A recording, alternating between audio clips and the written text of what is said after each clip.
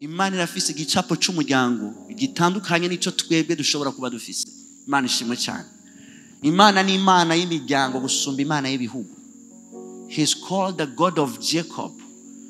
He's called the God of Abraham. Yitwa Imana ya Abrahamu, Isaka na Yakobo, 3 generations, ama generation atatu.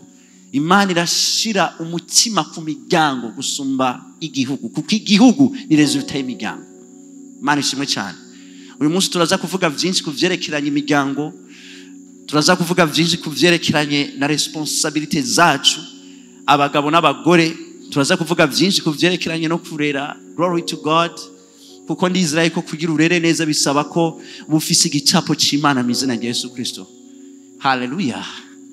Uriyumvira inda yavuyemo Yesu, uriyumvira inda yavyaye Paulo, uriyumvira inda yavyaye Petero, yarinda nk'iyo nyene usanzwe utwara. But there was a mindset behind. Hallelujah. So now, ahantu ngomba mpere ku mutima canke the eldership anointing, amavuta canke ingabire ubuntu bw'Imana bw'ubufura. Imana ishimwe cyane.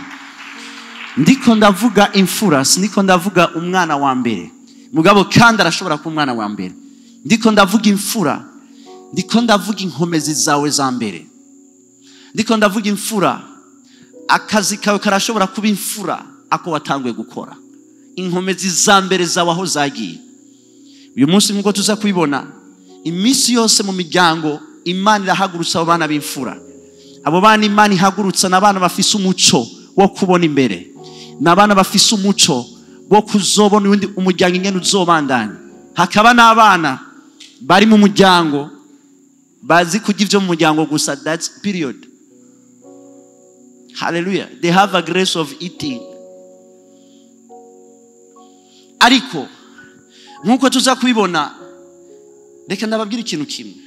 Satani ntapfa kwiyadukiza kugira ngo agwanye abantu.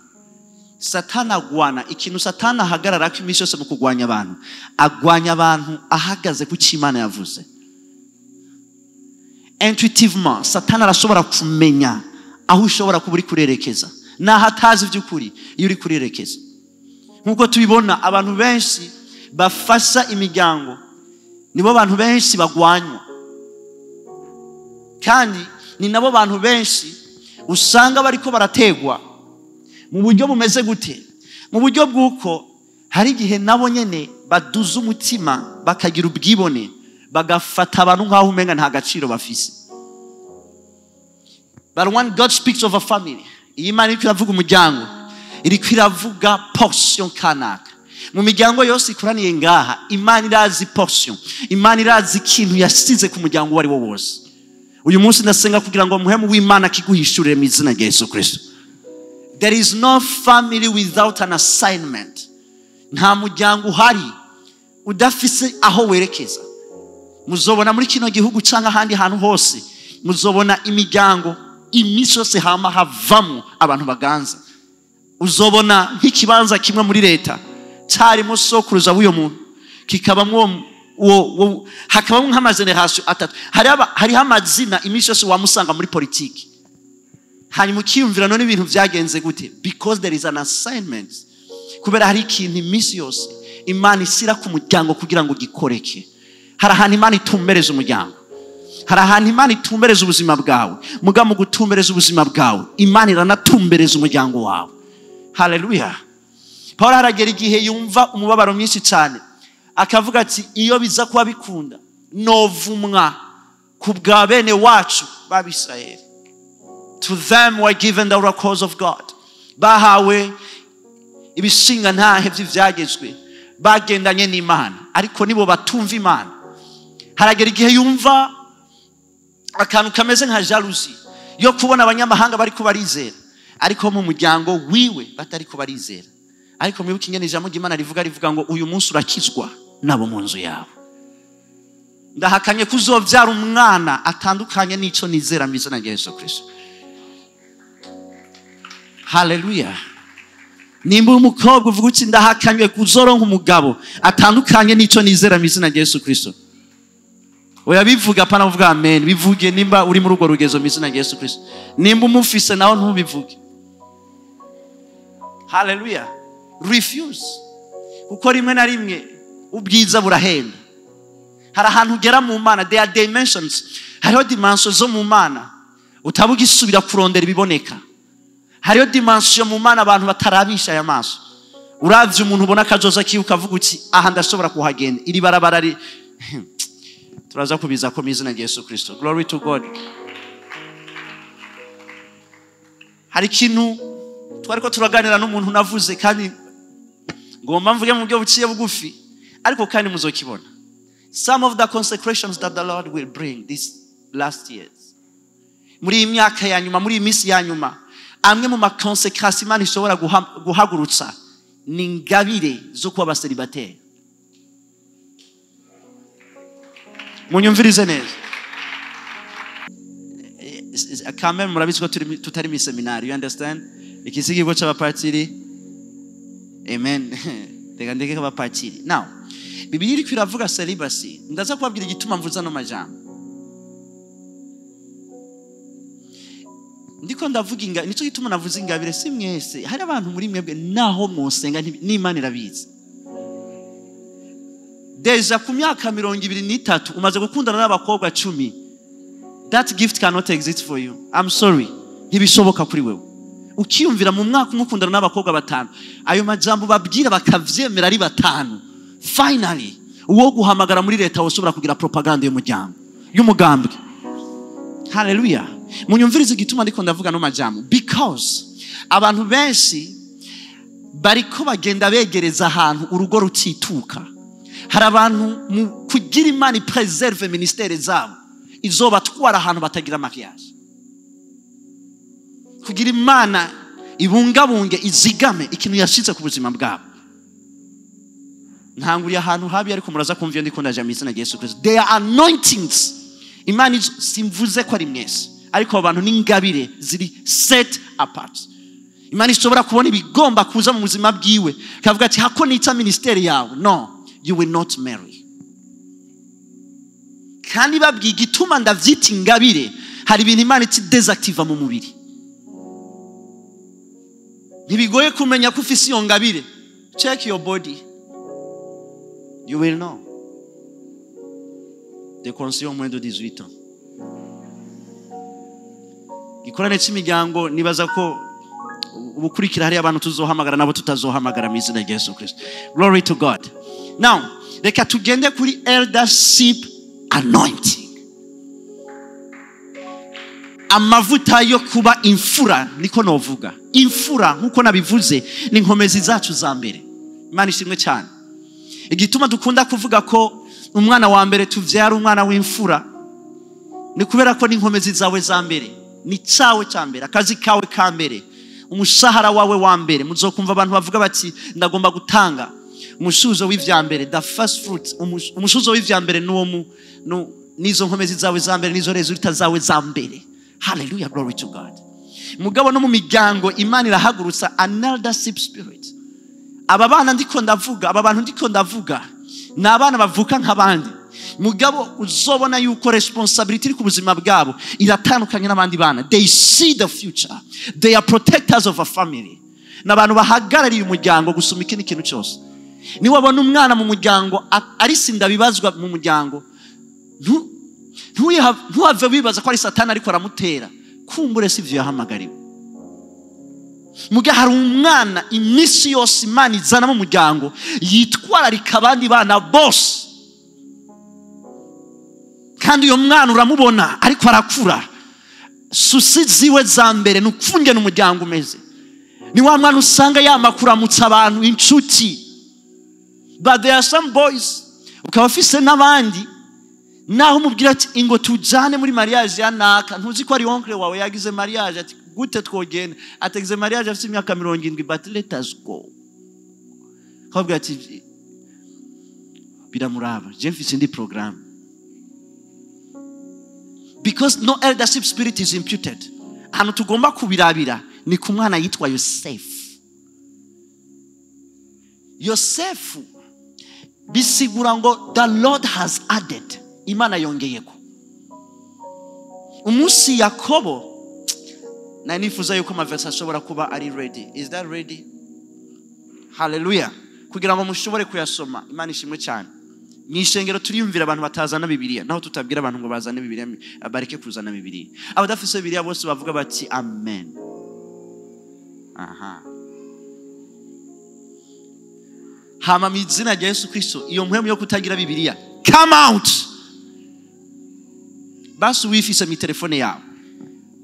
Pastor, help us to read. Okay, at least here. This screen is okay. Itanguriro 3:23. Abahashitse bavuge bati amen. Tugomba kuraba kuri Yosefu bisigura ngo Imana yongeyeko. Umunsi Imana iha Rachel ikamuha canke Rachel ikamuha Yosefu, Yakobo yaciye atangura kwiyumvira gutandukana na Labani. Ku bantu batazi Labani yari was like an uncle. No, he was father-in-law. Father-in-law. Sebukwe. Yari sebukwe.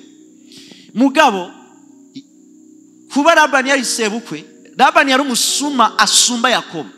Kuko Yakobo navyene bisigura umusuma. Mugabo Imana yamuzanye munsi y'amavuta y'undi musuma asumba we. Yakobo yavuye kwa se vyitwa ko yivyumugisha. Acaja munsi y'umuntu yitwa Labani. Labani yaramubwiye ati ndaguhaye umukobwa wanje, aratwara wa mbere. Hanyuma Yakobo ariko aramubwira ati jewe ndifuza umwe mu bakobwa bawe. Labani acamubwira ati nta kibazo, uwo mukobwa ndaza kumuzana, muganda muzana mwijoro. Niko twe tubigenza, ndamuzana hatabona. Amuzanye hatabona atasanga yazanye utariwe. Yakobo aramubwira ati ibyo twavuganye si byo wakoze. Aramubwira ati twebwe bakuru ntibagenda, batoyi ntibagenda, bakuru bataragenda. Acamubwira ati uyu kugira usubire umuronke mukorera imyaka ingahe? 7 years. Glory to God. Tell me, mbwira ni gute wo divorce n'umuntu wakoreye imyaka 7? You understand? 7 years. Nico gituma mubona bano bagore bagumye bafise ingorane. Kuko hari umwe yatanzwe nase, hakaba n'uyundi umugabo yari yifuza. Mugabo bose barabagore biwe. Ibi rero byari misezano rya kera. Wewe management skills ufise ntiyo gushoboza kugira abagore babiri. Kuko umuntu afise abagore barenga 3 canke 4 5 bakabatunga neza. Uyo muntu naho yo kwitoza je no muhamajwe atwara igihugu. Because you that leadership. Uko gutunganya ibintu uko umenya byose bikenewe mu migangi 5 yose. Uko kuntu maneza canke ushobora gutwara amasusi y'abantu 5 abagore 5 bose bavuga bati imibi kandi byose ukabikora kandi ukarondera umwanya wongene ugabura mu bantu 5. Brother, you are a leader, I respect you. Hallelujah. Murabibona ko atari twese twobishobora. Nico gituma turondera umwe. Misezano risasa barondera umwe. Kuko Imana yaravuze ati these ones. Hallelujah. Maze Imana yibuka Rakeli iramwumvira izibura inda yiwe. Izibuye inda ya Rakeli. Ikintu yakoze n'igiki? Yaciye imuha umwana. Murongo ukurikira.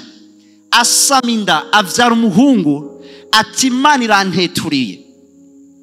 Amwita Yosefu atuhoraho ampetere uwundi muhungu. Mu Cyongereza bavuga ngo the Lord has added. Amwita Yosefu atuhoraho ampetere uwundi muhungu. Yes, nuko Rakeli amaze kuvyara Yosefu, Yakobo abarira Labani. Murabe, Yakobo yarasanzwe afise abana nibaza ko mubizi kuyundi mugore. Ariko amaze kubona Yosefu atatangura kwiyumvira ingene yova mu buja. Atatangura kwiyumvira ingene yo tandukana na Labani kuko aravuga ati no, I have received, ndabona umwana agomba tumbereze destiny y'umuryango. Ibi bintu ndimwo ntegerezwa guheba buno bujuju bwa Labani hama nkagenda nkarera umwana azorera abandi. Hari amasacrifice abakuri bano bana kuko abana ntibameze nk'abandi. Barafise ingene babona, barafise igicapo babona. They have a vision for the family. Nuko Rakeli amaze kuvyara Yosefu, Yakobo abarira Labani ati ndekura ngende subiri iwacu mu gihugu cy'iwacu. Mu majambo make ndeka ngende namaze kubona ikizokiza umuryango wanje. mu muryango wose Imana ihagurutsa hari umwana uraba ukavuga uti ntibisaba kuba umuvugishwa, ariko umuravye ukavuga ati uyu mwana umuryango wose uzohagarara kuri we. Hari abavyeyi bari ngaha nibaza ko mubizi, hari umwana uraba ukavuga uti uyu mwana ahantu ariko araja niwe azokiza abandi bose. Hakaba n'uyundi uraba ukavuga ati Imana ivyiwe ntavyo nzi. The way he dresses, kungene yambara cyane cyane n'amasaha ataha, ukavuga ati God, there is no responsibility. Ngomba mvuga ikintu kimwe, mariage n'umugisha. Igituma no mugisha utunanira kumanejinga nuko usaba responsibility ikomeye. You will never know how free you are and how bound you are until you are married. Ntushobora kumenya kangahe widegemvya na kangahe uboshwe kugeza igihe ugize mariage. Mariage kubohora hamwe ikakuboha handi. Mariage irakubohora twadu text messages, twatu tw'abantu nyene birengagiza, aho wama ufise WhatsApp yuzuyemo ibintu bitukura gusa. You understand what I'm saying? You understand? Flowers, hearts, kisses, everything. Hey darling, baby, all those things. Bakaguhamagara amazina yose, you are sweet, you are like honey, you usana yo kwiteke. You understand? They are lying to you. Ntusana yo kwiteke, amazi yo kwiteke ni asana wewe. Ntibategerezwa kukugeranya n'amazi yo nayo kwiteke. Nayo kwiteke bategerezwa kugeranywa nawe kuko niwe waremwe kugira ngo uganze ivyaremwe. Hallelujah. Abantu tugomba kwinjira mu kanya gato y'imizina ya Yesu Kristo. So igihe ugize mariage, Imana irakubohora irresponsibility. Kubaho atakikugera, kubaho atakikugera ntimibaze ngo biri mu midegemvyo, nukubohwa kudasanzwe. Kubaho ataco wera, kubaho wumva umenga ubuzima bwawe nta na kimwe. Igituma bamwe mu bantu bashoboye kugira mariage batagira mariage nuko bagomba umwidegemvyo, bagomba kuguma ahantu atakibagera, bagomba kuguma ahantu atata muntu numwe afise itamuboza. Agomba kuba ahantu yumva umenga ngomba kubaho nkora ivyo nsaka vyose. Ngomba ndakubwire ubwo buzima ntibushoboka muri sphere canke mwisi Imana yaremeye abana b'abantu. Utagize mariage urafise chef de quartier ubazwa, urafise umuvyeyi ubazwa, urafise akazi ukora. Imana ishimwe cyane. Ndamaze kubona abantu banezerwa no kuba single because of your responsibility. You are too weak to marry. Urumunyantege nke cyane, ntushobora kugira mariage kubera iki? Ntushobora kuguma ahantu hamwe, ntuzi nta capacity ufise yo gufata neza umugore, nta capacity ufise, nta bwenge ufise, nta connaissance ufise yo kuraba umugore asavi ukamenya kunuma. It requires wisdom. Nico gituma mariage si yabose. Brother, I'm only preaching to you. I'm only preaching to you. Ndabizi ko amen nyinshi nza kumva mugaye izo numva ndaza kuzishima Imana mu izina rya Yesu Kristo. Ntimwibaze ko abantu bose nguma ndabwira ikintu kimwe, abantu bananirwa mariage, abantu vyanka mu rugo, si abantu bafise ikibazo cy'urukundo. No. Si abantu bafise n'igituma abantu bagira mariage ntibihagaze ku rukundo. Love does not build, knowledge builds. Urabe neza ndabikuzanire gatoyi mu buzima bwa misi yose kugira ngo ushobore kubitahura. Uzobona abantu bazi akazi, uzobona abantu Imana yahezagije ubwenge, basohoka mu ishuri bafise first class, basohoka mu ishuri arabambere, basitse ku kazi akoze ku mashini uvuga ati brother ibintu uri kurakora usa n'uwabiremewe. Mugabo badashobora kuguma mu kazi n'umwaka wose, atari kubera badafise ubwenge, ariko ari kubera badashobora kubana n'abantu muri ako kazi. Si kibazo cy'ubwenge adafise, ni kibazo cyo kumenya abo bakorana. Mariage naho nahantu Imana ikwigisha umwana w'umuntu.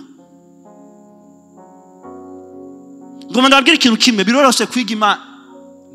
Let me keep quiet. Umwana w'umuntu hari very complex. Imana biroroshe kuyiga ukayimenya kuko yanditse mu ijambo ry'Imana ntihinduka. Hingi kuzana imbere y'umuntu ahinduka uko abishaka. Hingi kuzana imbere y'umugabo mwariko muravugana neza, mu kanya gato yahinduye mood, mubwira ati none hewe ya programme tuzoyifata, hari programme je nawe twavuganye. Ukiyumvira mu mwanya muto after swinging moods, mu mwanya muto twariko tuvugana neza, ariko akanya gatoyi gusa hari ibintu bihindutse. Habaye iki? Imana igomba kukuza biroroshe. Urazi gituma vyoroshe kwiga Imana nuko Imana idahinduka. Mugabo hingi kuzane mu ishuri ry'umwana w'umuntu ahinduka, azohinduka ubuzima bwiwe bwose. Brother, bisaba ubuntu bw'Imana kugira ngo urugo rwubakwe mu izina rya Yesu. Abubatse si inkomezi zabo, abubatse n'ubuntu bw'Imana mu izina rya Yesu Kristo. Kugira abantu bagire mariage bisaba ko baba bafite iyo capacité apana yo kugendana n'umukobwa, kuko hariho difference hagati yo kugendana n'umukobwa no kwereka umukobwa kazoza kiwe. It's an ability of the spirit. Ivyo bisaba capacité spirituelle kugira urabe umuntu umyereke iyo ariko araza. Ingorane tugira kuri basiki bacu ni gihe bageze hafi yacu bagasanga nta na hamwe turiko turaja, bagasanga ntacyo bafise bafasha, bagasanga barahantu bumva umenga kazoza karugaye, kuko Imana yari yabahaye inkomezi zo gusigikira kazoza. Mubwire yuja azogukurikira. Mugabe igihe naho asitse ahantu asanga atana hamwe uri kuraja, what happens? Gomba mbwire abakobwa abamama abantu bubatse muri kino kibanza, urashobora kuba uri mu rugo umugabo wawe umurera nk'umwana kandi ari umugabo, kubera hari ikibazo cyabaye muhira, yakuze ariwe muhungu wenyene, umuryango wose uhagaze kuri we, bamukunda nk'inzahabu, bamureze ikintu cyose akoroye vyose biri ngaho, bamuha ibintu vyose, avuze ati ngomba kuja muri voyage ni mundonderere, ni umwana wanje, niwe muhungu wenyene mfise. You understand? Hanyuma aje mu rugo aho yibaza ko vya bintu hari abagabo hari abahungu. Reka ndabwira ikintu kimwe, iyo umuntu agize mariage arafata nk'amezi 6 kugira ave muri statut yo kuba umuhungu abo mugabo. Nta muntu agira mariage kuwa 6 mu gatondo bari umugabo. Nimba ndiko ndabesha hagira umuntu ambeshuza. Arashobora kwibaza ko ari umugabo kuko vyanditse mu mategeko, mugabe ivyumviro vy'urugo baravyiga.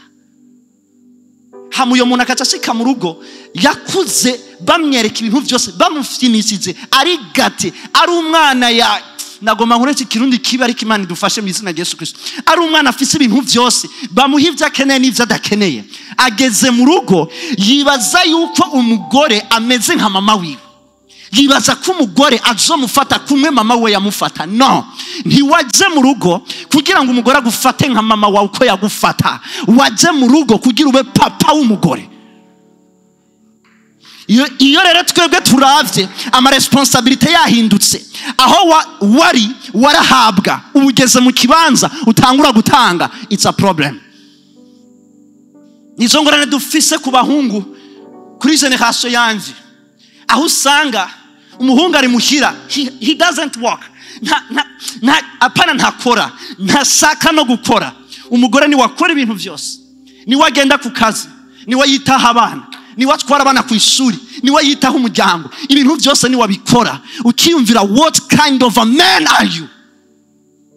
Kubera iki turi muri generation irera abana mugabe idakuza abagabo, kuko igihe cyose yari mu rugo aha naho bica bisubira ku kibazo cy'abavyeyi biwe. Igihe cyose yari mu rugo bari baramumenyereje yuko ikintu cyose arondeye baca bakimuha, barareze umwana bibagira umugabo.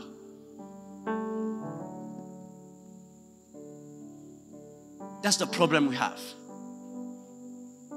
Aho umuntu ashika akumva umenga ni faveur ariko aragirira umugore mu kumufata neza. Reka nabwira ikintu kimwe, abagabo nta faveur bafise.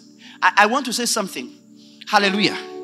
Muri nosi nta kibanza cy'imbabazi cyasigarijwe abagabo. The world is merciless to men. Abagabo nta kibanza cy'imbabazi babasigarije. Genda hajya mibarabara izuba ririko riraka, uri kugenda n'amaguru usabe lift, nta numwe ashaka kugwa lift. No one.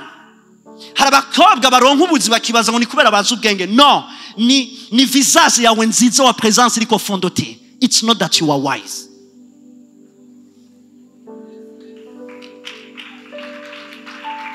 nta kibanza ngomba mvugane n'abagabo abahungu bagenzanje mu izina rya Yesu Kristo. Can I speak deeper?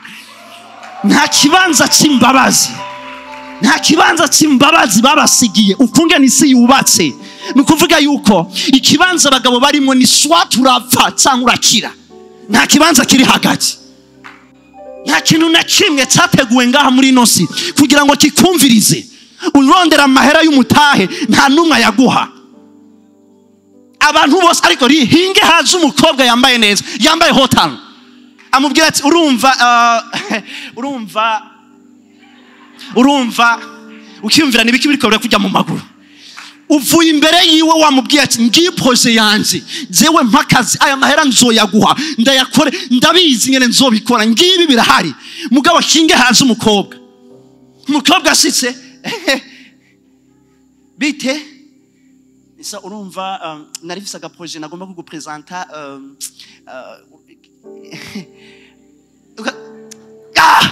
glory to God. Don't be a weak man, be a strong man. Reka ndababwira ikintu kimwe. Wamvuga ikintu gishobora gutsitaza mugabo nibaza ko tudatsitara. Iyo numvise umuhungu yahevye umukobwa, sometimes I congratulate.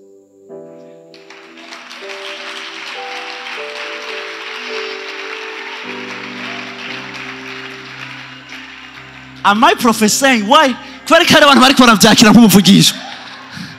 Why? Because it requires much strength for a man. Umugabo imusaba ibintu byinshi cyane murabi. Nico gituma ama statistique avuga ngo abagabo ntibaramba because they work too hard. Aba n'abagabo bamwe bien sûr que wisi bose. Hinga umukobwa aze avuga ati nari nshakaga projet harakantu ngomba gukora nta na kimwe utarumva n'ivyo gusiguriye. Because you are rewarding a skirt, not a heart. Hama mukobwa akaba ari kumwe n'umuhungu akacamubwira ati wewe nturi serious. No lady, you are not also serious. Ntiwibaze ngo wabironse kubera uzi kurondera. No,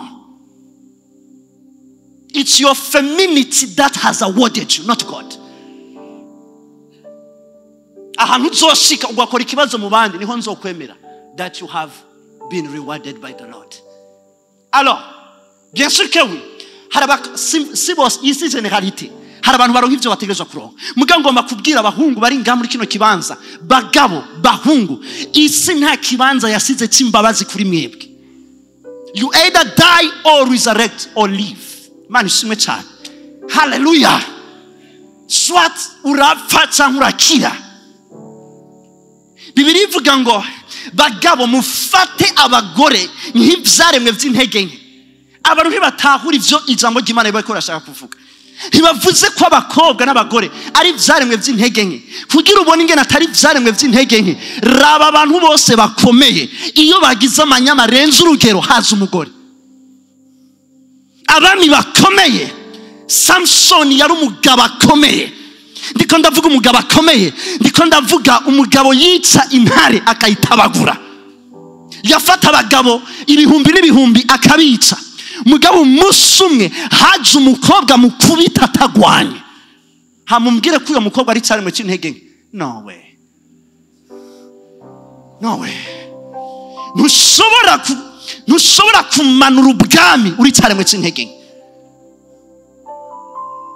Igituma ijambo ry'Imana rivuga gutya muri Petero, baba ariko baravuga ati mugabo umugore ukungena umufara si cyane mu cy'intege nke, ariko kudutwara ikirahuri kugira ngo ntikimeneke. Aba ariko utwara umugore wawe mu izina rya Yesu Kristo.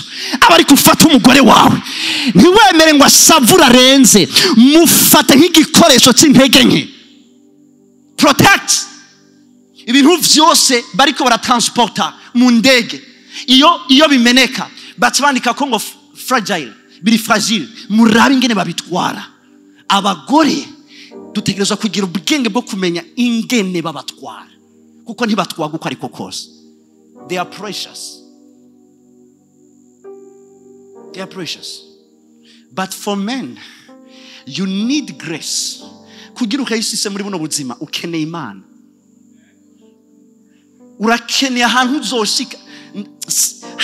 Birashoboka ko ari umuntu azokura bakakwizera. Mugabo ngoma ndakubwiza ukuri, kugira bakwizere bategerezwa kubanza kuraba ivyo washoboye gukora. mu yandi majambo isi ifata abagabo muri mérite, hama abagore ikabafata nkaho umenga bagomba babafavorize, bagomba babahe grâce, bagomba babafashe kugera imbere. Igituma ivyo bimeze gutyo si icyaha, nuko umugabo yaremwe kugira ngo afashe umugore. Ikibazo nuko ufasha abatategerezwa gufasha. You skip your wife and you help others. We shall come to that. Imfashanyo Imana yaguhaye ni y'umuntu umwe, n'abandi bazofashwa. Ariko ngomba kubwira abahungu mu izina rya Yesu Kristo, ni wavyuka mu gatondo genda wambaye neza uvuga ati Imana simfise umuntu n'umwe ashobora kumpa no mutaye kugira ngo ushobore gutangura akazi, ariko ndafise Imana ya Abraham, Isaka na Yakobo. Ndazi yuko ntiteze abantu benshi, umuryango wanje nta numwe ntiteze. Reka ndabwira ikintu kimwe, bamwe mu bantu bari ngaha hari abantu wobaza ati mbwira umuntu wobuze mu muryango ari muri Canada. No one. Uwa mbere yajabutse ari Mahama, ari mu ikambi y'impunzi. Nimba woba witeze kuzotera imbere kubw'aba bantu uri kurihenda cyane. Mugangoma ndanavuga yuko n'aba bafise hanze ntaco bagusumbije. Bamwe bizigira imikogote, abandi bizigira amafaransa, ariko twe twizigira Imana yacu mu izina rya Yesu Kristo. Imana itagufashije nta muntu n'umwe azogufasha. Nobody can help you unless God helps you. No one. Today there is a grace. Uyu munsi kimwe mu bintu mpamwe yarayambwiye, hari imigabane y'imiryango Imana igomba itange mu izina rya Yesu Kristo. Yosefu haragera igihe ababwira indoto ziwe, akababwira ati Imana yanyeretse Imana yanyeretse izuba n'ukwezi binyunamira. Yakobo aramuraba ati boy, ataravuga ati nabonye n'imikama, right? Yose iri kwiranyunamira. Baratahura yuko nyina nase bazomwunamira, abo bavukana bazomwunamira. Mugango ndababwira ikintu kimwe, sinzi ko mubona ko Yakobo ntigeze agwanya Yosefu, nyina ntigeze agwanya Yosefu. Yosefu yagwanijwe na dimension yiwe.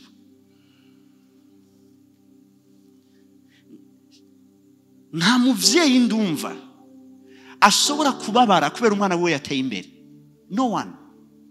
Sindigera ndavyumva. Naho vyo bimaze kuba nibaza ko ari haki. Yakobo avyumvise, yumvise assignment, yumvise igikogwa, yumvise aho umwana ariko araja, aravuga ati boy, God has anointed you. Bene wabo bavyumvise baca batangura kurondera ingene bamwica. Muga murabi bagomba kwica imfashanyo yabo yo muri kazoza. Bariko bagwanya imfashanyo yabo yo muri kazoza. Baravuga bati twebwe twumva umenga twamuta mu kinogo. Nta kindi bamuhoye yuko yavuze indoto ziwe.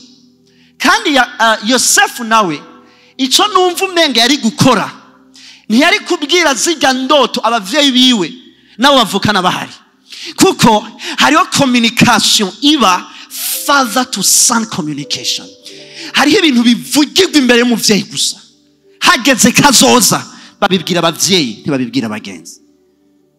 N'abantu bangahe bamaze kwicigwa imigambi n'abagenzi babo kuko bayibabwiye. Kuko ivyo bintu ntibyategerezwa kubwirwa abanyarucari, bibwirwa abantu.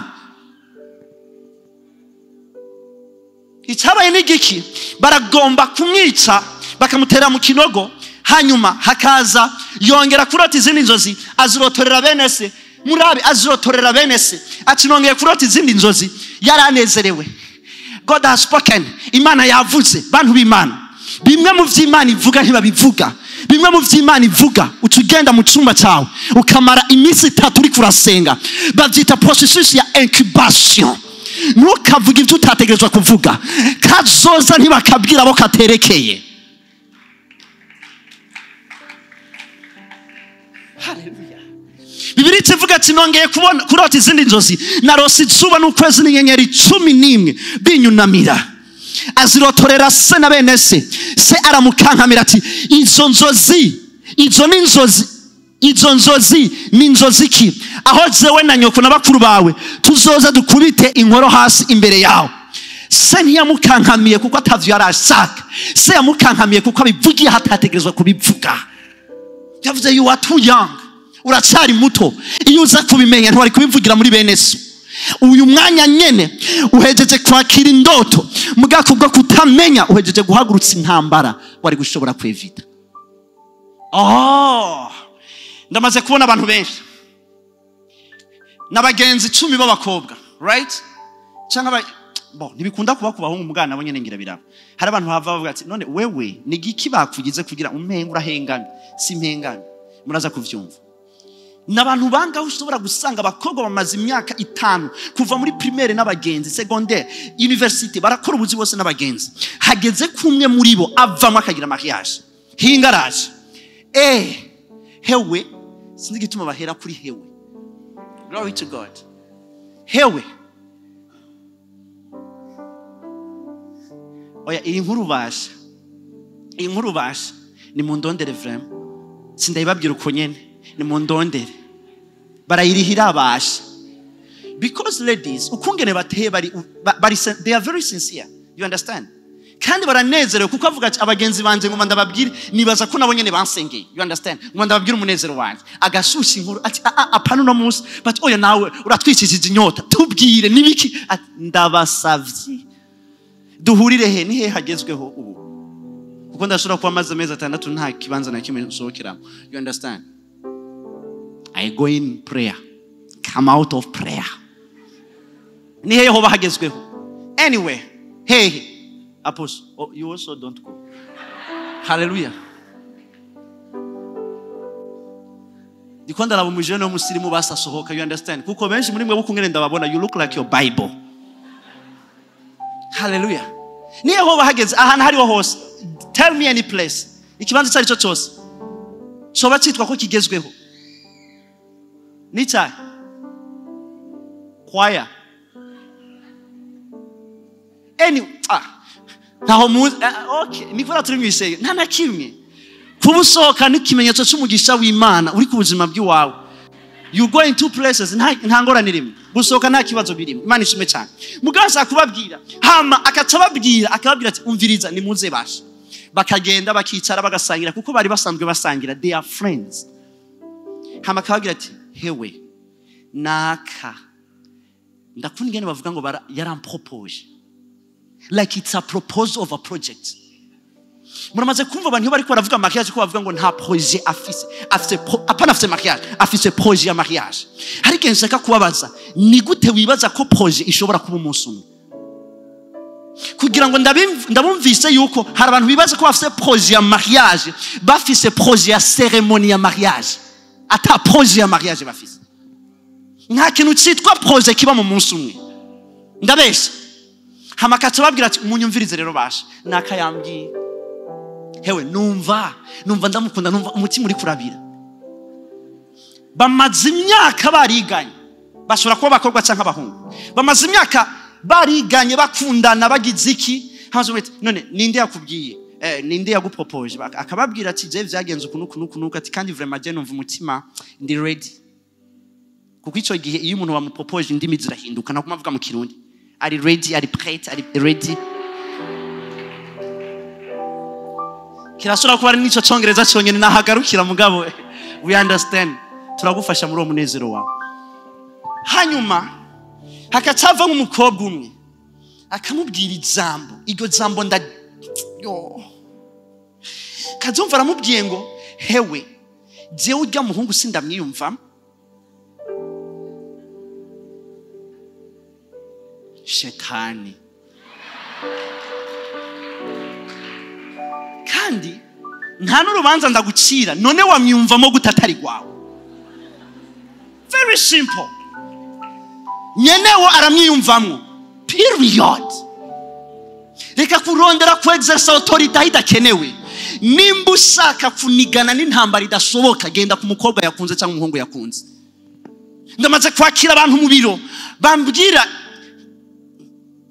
oracles bambwira ibintu nkavuga ati ubwo mugira mariage vya kweli ibintu nkamubwira ati urumva ibintu bimeze ukunukunuko selo y'ijambo ry'Imana bino bintu ntibishoboka banzurindire gato yihangana uri umukobwa mwiza ninda tokurondera you are beautiful ariko banzurindire gato tubanze dusenga Imana bino bintu nta muco ndikunda bibonamo akakumviriza kuko no mu charismatic akakumviriza daddy I get you akakumva wari kuravuga nawe ugaca batante kuvuga amajambo menshi kuko uvuga yanyumvise hamuhejeje ukuri vraiment ndagushimiye urumva rero date ya doti ni muri December ugaca wumvira none hamwe nawe uri umupastor usigara uravuga mpejeje kuvuga iki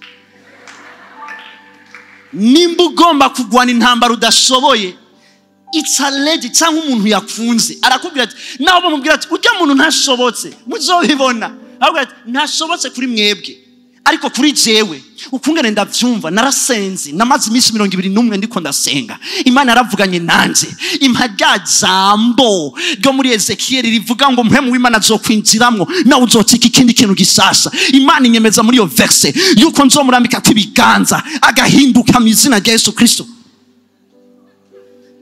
sinasa ko ibiganza bihindura umuntu mugabo bihindure imbere ya mariage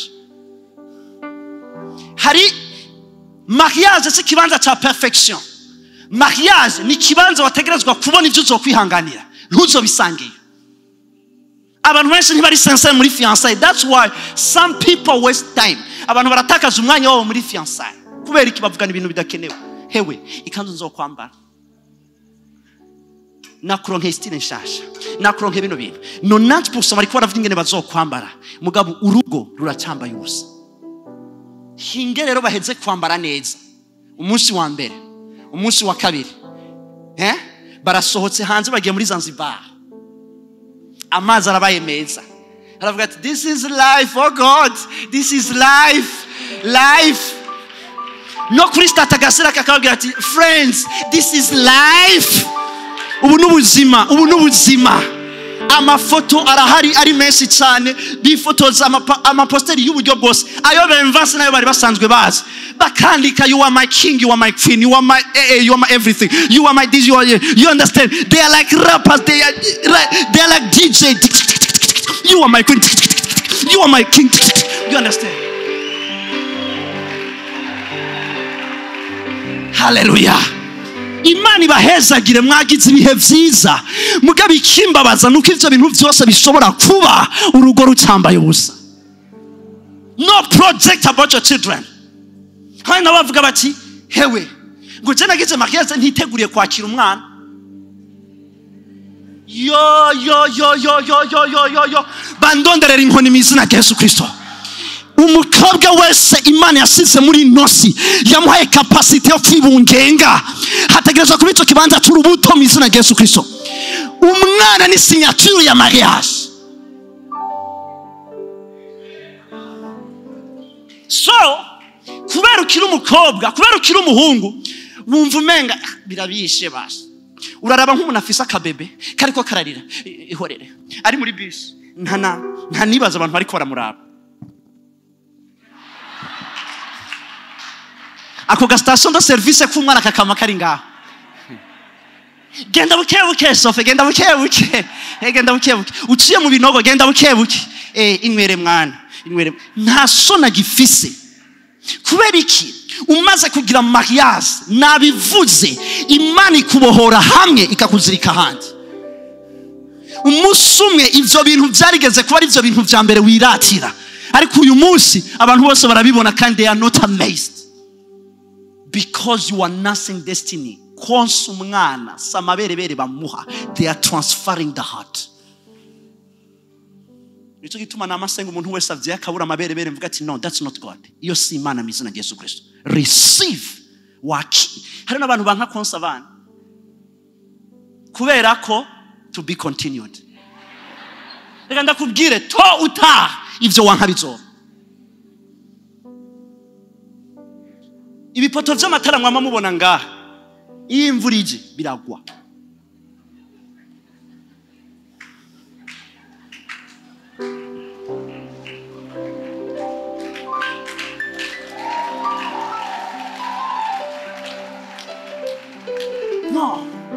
be proud. Muze muraba abo bagore. Muze muraba bagore nta sona bafise y'umwana wiwe kuko arazi yuko iki ndiko ndaha uyu mwana ndiko ndonsa ndiko nonkereza igihugu ndiko nonkereza umuryango uyu mwana azokura azoba ikidasanzwe muri kino gihugu nta soni mfise zo kubikora. But some of you, reka ndabwira ikintu kimwe, télé-réalité muraba ce n'est pas même réel. Birababisha. You are not a Kardashian family. Uva mu bene ntare wewe turakuzi. You understand? Don't pretend. Hallelujah. Kuko no mugisha Imana yaguhaye mu izina rya Yesu Kristo. Glory to God. But icyo nagomba gushika ko niki. Ugatusanga wa sinibagiye ya nkuru. Haciye hava nk'umukobwa umwe amubwira ati uwo muntu Jeffrey Masinda mwiyumvamwo. That guy is not serious. Arashobora no kuba nawe nyene yamukunze. Akakubwira ngo that guy is not serious. Mugami ijoro. Hewe bite ni sawa. Watashe neza. No, if he's not serious, why are you texting? Shetani. What is reka nabwira ikintu kimwe. Imana aragutegura ibiri kwawe. Don't fight. Umugisha ntibawugwanira. Yosefu ntiyagwaniye kuronka indoto. Yosefu yararonse indoto Imana imuhaye atazigwaniye. Ngo ndabwira ikintu kimwe, hari ikintu bama bigisha jewe ntemera, je numva umenga birangura kucemera, ngo urumva ngo uyo mukobwa utegerezwa kumugwanira. Nta kintu na kimwe gihari cerekana ingene umukobwa bamugwanira. They don't fight for a lady. Umukobwa ugwaniye azoza kubw'intambara wagwanye, uzobaho intambara umwaka iminsi yawe yose yo kubaho. Nimba atagushaka mureka agende, hari abandi bariko baravuka. They don't fight for a lady. Bakobwa ntibagwanira abagabo. Nimba atavyumva mureka agende, abandi bahungu beza barahari mu izina rya Yesu Kristo.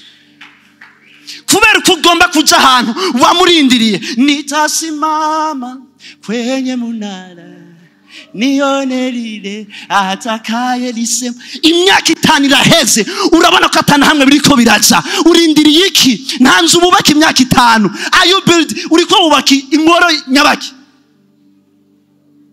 Rimwe na rimwe ubuntu mpemu yaraduha n'ubuntu bwo kumenya yuko hageze kuva aho waruri. Hari abantu bateba aho bategerezwa kuba baravuye. Leave it. Uraryama ntusinzire. How? Ngurumva vrema ngo numva umenga ngo ndaryama gute? When you are truly in love, uri mu rukundo vy'ukuri niho ujya mugasinzira. None wewe Imana iraguhezagiye niho ujya mudasinzira, niho ujyama ntusinzira. Igihe utari bwahezagirwe naho warumeze gute? Mariage n'umugisha Imana iduha mugabo usaba responsibility. Nico gituma abantu benshi bavuga ngo ya vrema ibintu vya mariage ngo vrema ngo biragoye. No, sivyo bigoye. Ntidushaka le prix à payer. Ntidushaka kwakira umuntu avuga nabi tukamwigisha kugeza igihe azovuga neza. Benshi bari à la recherche ya perfection. Ngo ndabwira ikintu kimwe, no man is perfect in the flesh. Nta muntu numwe ari perfect. Nuyo ariko arabibabwira. Ask mommy. I am not perfect in the flesh. Sindi perfect mu buryo bw'umubiri. Igishobora kumperfectiona nuwo mwanya nicara imbere y'Imana, nicara mu ijambo ry'Imana nkavuga ati Imana uyu mugisha wampaye ugoma ndawufate gute? This beautiful lady you have given me, mbwira nigiki cyo gukora. Ico nico gishobora kuba kintunze no hagarara ku vyonzi vyomperana. Ndamaze kubona abantu bigisha ngo icabananiye ari kubaka ingo zabo. Iyo ataruharaho yubatse mwubatsi yubakira ubusa. Simvuze ko umuntu wese aciye mu ngorane acahe bo bari kumwe. Banza ufata umwanya usenge. Ari ikintu kimwe kimbabaza. Ni gute wafashe umwanya wo gusenga urondera akazi? Hageze kuja muri relation udafata umwanya wo gusenga. Kandi ari ubuzima bwawe bwose. Nongera ndakubwira yuko umuntu aguhevye bibisigura ko ataravuye ku Mana. Ibi nzobigarukako. Urumva ngo twari twarabonye ama vision.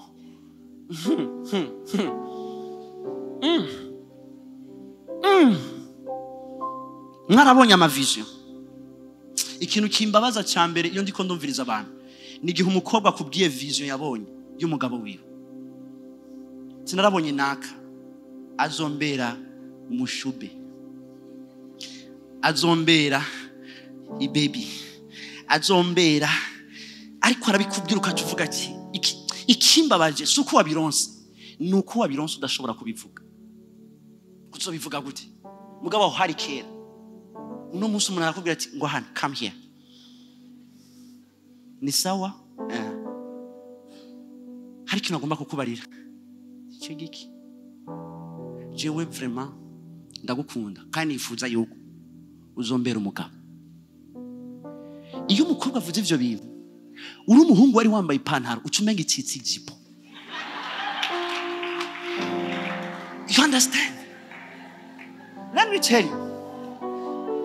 Ni nka kurya wobona nk'intare iriko yiruka inyuma y'impene. Impene ikatifata frein igahindukira.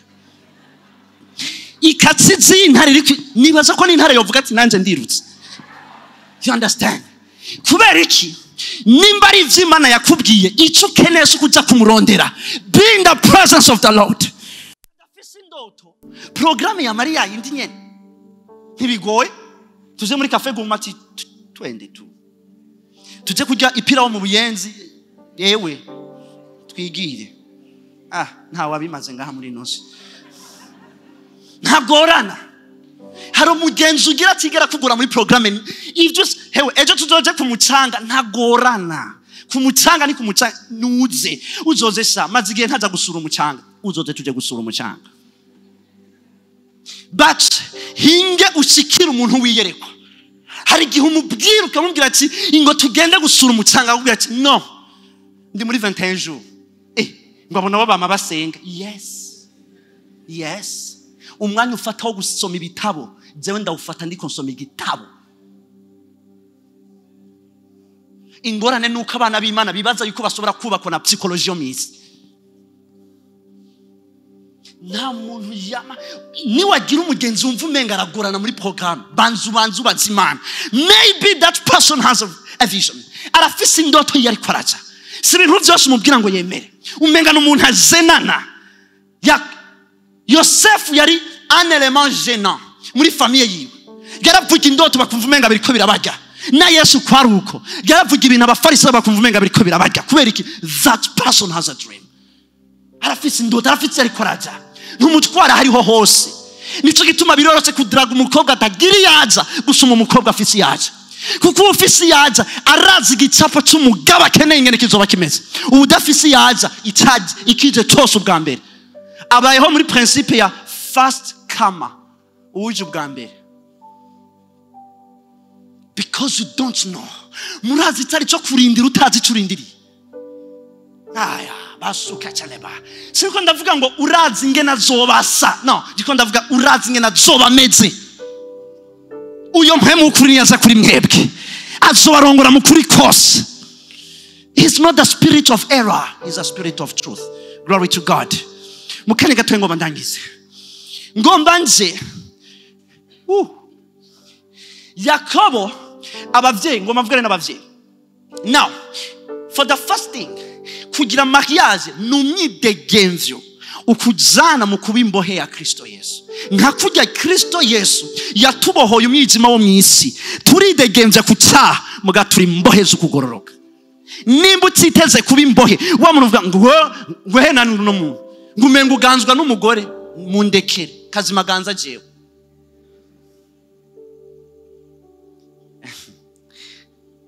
La plupart y'abagabo barakunda guhanurana nani. Ngo je ngo ari umugore ngo yo telefone ngo ndi mu bantu nkama ngo nkamitaba ngo nkataha.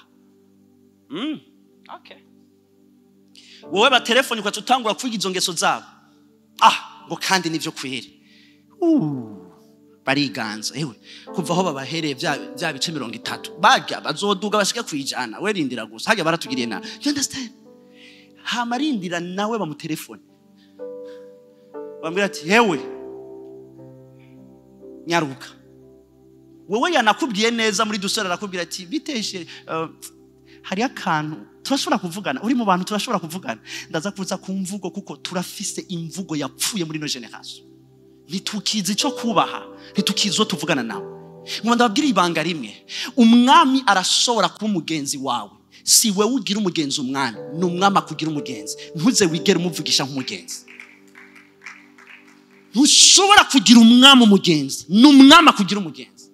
ngo no urabona ngo je ngo vraiment ngo nuyu ngo turaba best ngo turumvikana ngo turafina ngo turacokozanya ngo ndamubwira ngo ico gitwe cyawe ngene kingana ngo na kimwe ngo isi ngo turumvikana ngo ndakubwira ikintu kimwe karadaskata karadaba Bibiri ivuga ngo ugusaza kwanyu kuba upfo indani mu mutima muri Petero ni kwicamo ry'Imana rivuga ntimusaze no gutsiba imisatsi gusa ariko gusaza kwanyu kuba ugusaza kw'indani mu mutima Bibiri ivuga ngo abagore ba kera bubaha Imana niko babikora harimo Sara yahamagara umugabo wiwe umwami my lord upon my husband. There is a transition. Hariyo transition iba hagati y'umugabo n'umwami nkuko hariyo transition iba hagati y'umugore n'umwamikazi. Si abagore bose ari abamikazi ariko kuba umugore it's the beginning point.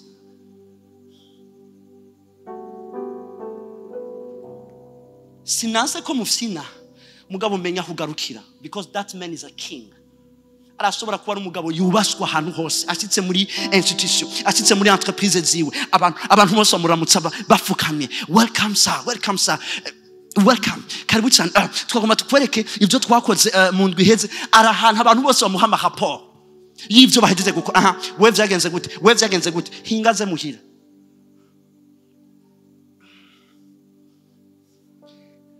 hoji none hewe ntubona ko huguruye ibi byo kujya ko byahoze utashiye amasaha uribaza ngo bisanga bimeze gute mbega wibaza ducana inkwi rero hewe tuguma twota kubera wewe glory to God. But that's not so. You are talking to a king. Ndabizi ko gutahatevye ntivyari ivyo mugabo nimba ugomba kugendana n'abantu bahico basaka hamuvuga ico ushaka ibi nzobigarukako bahico basaka hamuvuga ico ushaka ibi nzobigarukako aba bajene twabirukanye. Give the king what he wants and say what you want. Mugabo ntuvuge ico ushaka utaraha umwami ico ashaka. Birahoze none nta micro-onde ubona micro kwa so uyo mugabo aciyafata ivyo kugera bitwaye arabishuhiza ati no nta kimwe it's nothing hamaciyaza arafunguye aragiye kuryama mugabo wibuka ahantu akora there is a secretary hari mu secretary atarashika oh my god nizo gituma ahantu hambere abagabo bihendera no bararaba kiya umusekretera afise akavuga ati nega man nahise mwakiri kare we ya iyo Sandrine zakiri kare iyo Bernadette zakiri kare iyo Josephine zakiri kare narihuse vraiment mugabo ntumenye yuko ivyo nivyo bakora kugira baganye umutima w'umwana mugabo umugore wawe arahana ategerezwa ku maintainer ivyo yaganyije. It's different. Muzane nawe urashobora gusanga wewe inzu zosanga yayikuye ku imiryango wewe you see wewe urashobora gusanga it's the worst thing. Mugango makuvuga yuko nimba muri marié ashobora kuba n'umugore ugasanga uwo mugore arahana muri entreprise ari umuntu wa mbere yubashwe nimba yubashwe hanze nimba hanze bashobora kubibona nabo nibirengeye mu rugo.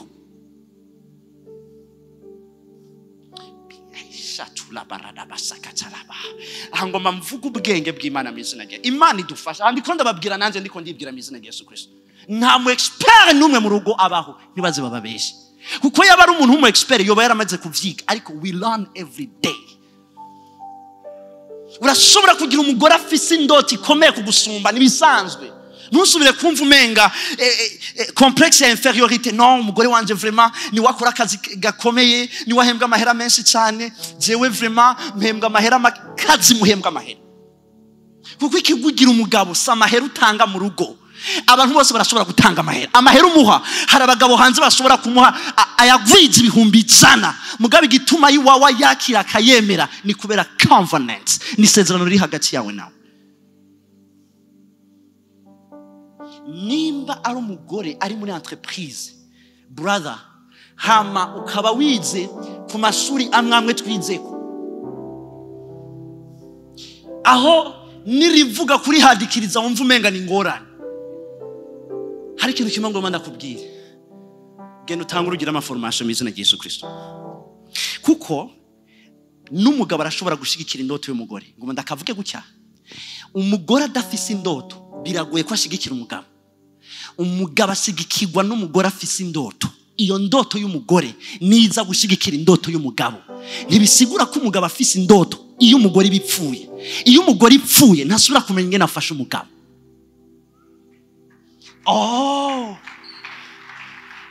Kubera ko abagabo bari egoist, urumva umugore akakubwira ati je Imana yari yarigeze kumpa vision vraiment, hari ibintu nifuza gukora, hari akana Imana yari yampishuriye, ukamuraba ukamubwira ati oya nta nakimwe sha, wewe uzoza hajya muri ville ndakugururiza ikibanza, sivyo? Widandariza tujya duhuzu tw'abana b'imyaka 3 babwiye ati nimuze nimucyagure nize igihumbi 200 nimwakire mutware, izabahungu nazifise izabakobwa nazifise izabakuze n'imyaka ingahe 5, akira tora twara. You understand? Ugatsomva umenga nivyo. Reka ndabwira ikintu kimwe, upfungene turemye iyo hari ikintu Imana yashize muri wowe kitariko kirasohoka, wumva biriko birakujya. Ingaziza ntizisubira kuryoha, ikibanza ciza ntigisubira gusa neza. Because there is a vision that wants to come out. Hayo vision igomba gusohoka. Umugabo yankiye, umugore yankiye. Imana iduhe humility yo kwemera yuko naho Imana yaduhamagaye hari abandi Imana yahamagaye. Be very serious. Ugusaza kwanyu ntikubuko kurukoba gusa, ko gutsiba imishatsi gusa, cyangwa uko kwambara inzahabu nuko kwambara impuzu nziza. Ariko murabikene kimwe, ariko kubuko umuntu ahisijwe mu mutima, ugusaza kudashira niko mutima wubugwa neza uteke badozo kotele badeba. Niko ayana makarite ngomba mvuge ku mugore mu izina rya Yesu Kristo. Hallelujah. Bavuga ngo gusaza k'umugore, umugore aberewe si kibazo cy'inzahabu yambaye. Kuko umuntu arashobora kwambara inzahabu akavuga ijambo rimwe, kwacuvuga ati iyo nzahabu wambaye ni plaki, ntubeshe, n'umujumbu, ni garanti, naho nyina pana y'umwaka y'amezi nkaya. Kwa ruvuga ati ntibikunda ko wambaye ikintu cy'agaciro ururimi rwawe rutarakira imvugo. Gogo wikomera amashi nta nakimwe. Abaza kuvuga amen, navuze ko amen ziza kuba mugabo izo ndonkaga Mana nizo nyene ndazakira. Bibiri kivuga ngo uko gusaza kube ni uko umutima w'ubugwaneza. Umugore ategerezwa kuba ari ahantu hari umugwaneza. Birivuga ngo hakubana n'umugore w'ingare wopfa umuja kuba ku musozi. Hakubana n'umugore yamara ariko arashwana iminsi yose baba none isi hari abantu bafise amavuta yo gutukana Mana yanje. Ava ku muzamu akaja ku mukozi akaja ku mubone, abo baheze akacibuka abatante biwe bagwanije mariage yiwe agatangura kuvyidoga. Abo baheze akacibuka ivyabaye ku kazi. Hamwe mwumvirije uvuga uti no, are you an amplifier? Uri bafe nka feedback. You understand? That way you speak kubera kudatekana. Kanabwira ikintu kimwe, biri tubwira yuko Imana ishobora kuduha umutima w'ubugwaneza. Nimba uri mu rugo rwawe ifate neza, ambara neza, isige neza. Abantu benshi bambara neza iyo basohotse urugo rwawe, wibuke ko aho ugiye atari ugiye kubaka, aho uvuye niho bubatse. Bantumiye mu rubanza yambaye nawe uri umugabo uravuga ati ja. Now you are my wife. You are my wife. Kuko ngoma ndababwiza ukuri, twese turakunda ibintu bisa neza. Everyone loves good things. Mwako tusanga effort nyinshi cyane uzigira ushokanye n'abandi bantu. Uri mu rugo, brother, umuntu arashobora kuza akavuga ati ndondere mu databuja wonga. Ahangura ati umuronderere kati abakozi bubu mushaka kwiterera mu bintu bitabaraba. Niwe none wewe no bikubi ivyo ngomba kubwira sobuja wawe niwe wenda bibwira. Kacambwira ati erega jewe ndi umugore wo ngaha.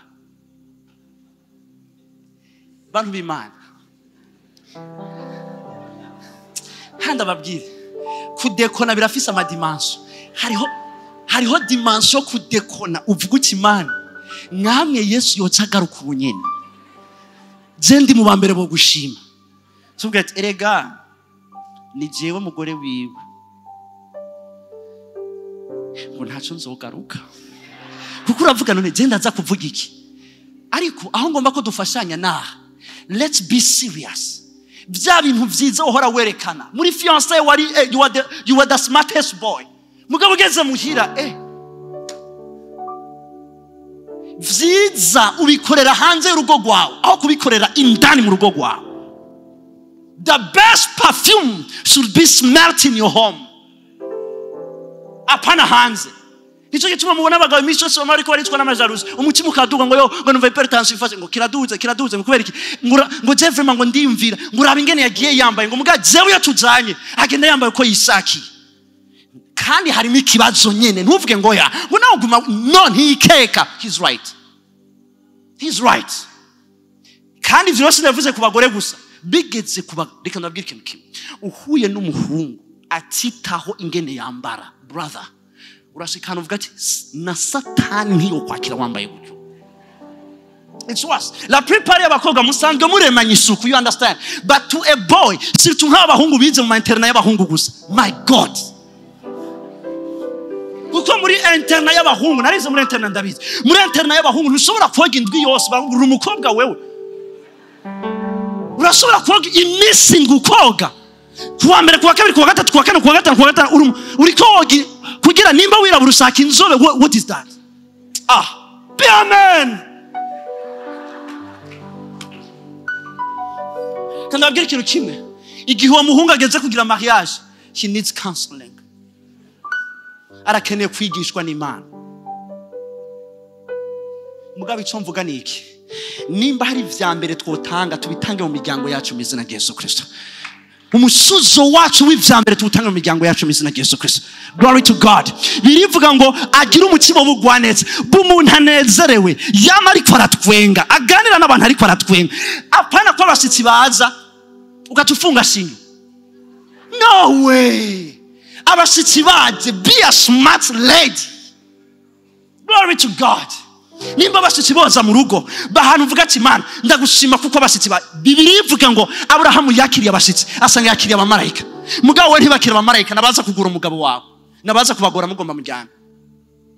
Ngo abantu babaramukanye Mana abantu ntibabona amasayo none ababana erega ngaturi bujumbura nta muntu afariye pfa.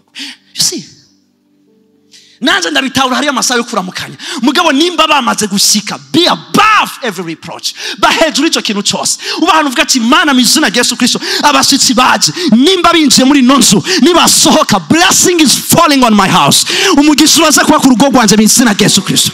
Glory to God. Iyo bajya abashitsi baza Abrahamu akabagaburira ibiharage sinzi ko bari guhezagira gararonde inyama nziza. Now ikibazo mfise nukuri umukobwa agomba kuja kugira mariage uzi guteka icyayi gusa hamuka tuvuga ngo no ngo reka ndabwira ikintu kimwe feminism is a demonic spirit. Ngo none ngo ndakubaza ikibazo kimwe ngo mega ni esclavage. No c'est vrai ni esclavage mugabo kubera umuntu ari mu rukundo ntashobora kubona iyo esclavage. Murazi icyo bisigura kuza saa 8 uje gusenga iyo si esclavage. Izuba riko riraka ufise Bibiliya na kantike na wokopfu ngo none no ngo ndababwira ikintu kimwe a man is a man a woman is a woman. Umugore ntazo kwigira cika umugabo n'umugabo ntazo kwigira cika umugore. Ikibazo nuko tugiye muri mariage dushaka umugore acika umugabo n'umugabo acika umugore ntibishoboka. It's impossible. Ntibishoboka mu izina rya Yesu Kristo. No niko ndabwira ikintu kimwe muri Bibiliya nuko atamwanya mfise there is a mystery hariho mystère mu vyerekeranye n'ivyo kurya. Yesu agomba gusezera abigishwa biwe yabasezereye he afata umukate bari ko barafungura.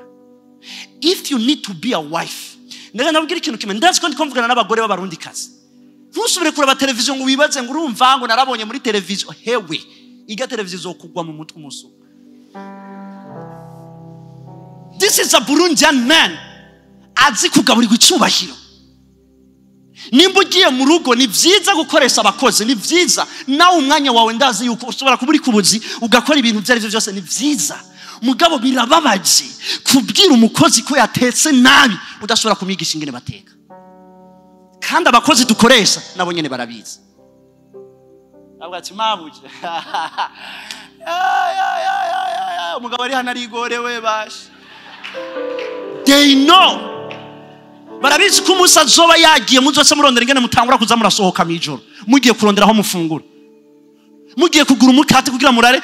Are you fasting? Uri Yesu Kristo ugomba gusezera isengero, kuko Yesu niwe yafashe umukate agomba asezera isengero, naho nyene ntiyatetse icyayi, wari umuvinyi. You understand? There is a mystery. Uyu mugore Bibiliya ivuga ngo iyo ari umugwaneza abashajije. Muraba abagore bose babagwaneza barubatse ingo zabo. Ndabesha abagore bari ngaha, ndabesha kwaneza arazi kunezerwa. Bibiliya ivuga ngo nimunezerwe, ndabisubiyemo nimunezerwe. Am I teaching good? Family gathering.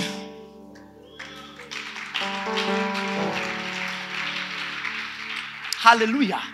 Bibiliya ihejeje kuvuga ngo umutima w'ugwa neza, baca bavuga a quiet spirit, umutima utekanye utekereje. Sometimes we speak too much. Rimwe na rimwe tuvuga amajambo tutategereje kuvuga. Ifo kugira umutima utekereje. Umuntu arashobora kuba ariko aravuga amahopa, ariko aravuga ibintu bitabaho, ari mu bagenzi, atangwa kuvuga politiko. Murabo kavuga ati yo mugabo wanje ibintu ariko aravuga ibintu byose, ariko avuga umushikiranganje bakuye muri 2000 nukuvuga, ariko avuga inkuru zaheze kera nawe umugore ukamurabo kavuga ati ndayo yavuga gafaransa ukavuga ati ndaro semana yanje ibintu nibiki. You understand? Reka ndabwira ikintu kimwe, Imana itwigisha mizina Yesu. Nta ngorane mfise yico ntazi, mugabo umunsi nzoba hano nasaka kwigishwa ico ntazi niho bizoba bitangwe kuba bibi. Hamwe umurabo kavuga kuko umugore ni couverture y'umugabo, akavuga umushikiranganje bakuye kera kwavuga ati ushatse kuvuga naka ngwe wonyene. No mugeze muhira umubwira ati urya mushikiranganje ishere yo yaravuye yo basha yaravuye si hakiri ngwe kuce ntavyo narinze.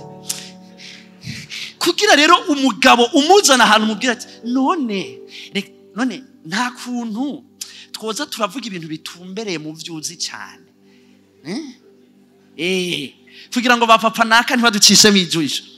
Mugabo kubera ubwibona abagabo bafise ushatse kuvuga rero ko navuga ivyo ati oya nukuri si ivyo navuze yo ati hage ndazi ko arakaguciye mu mugabo ubizi ivyo erega waronje amavuta n'isumba byose uzi byose.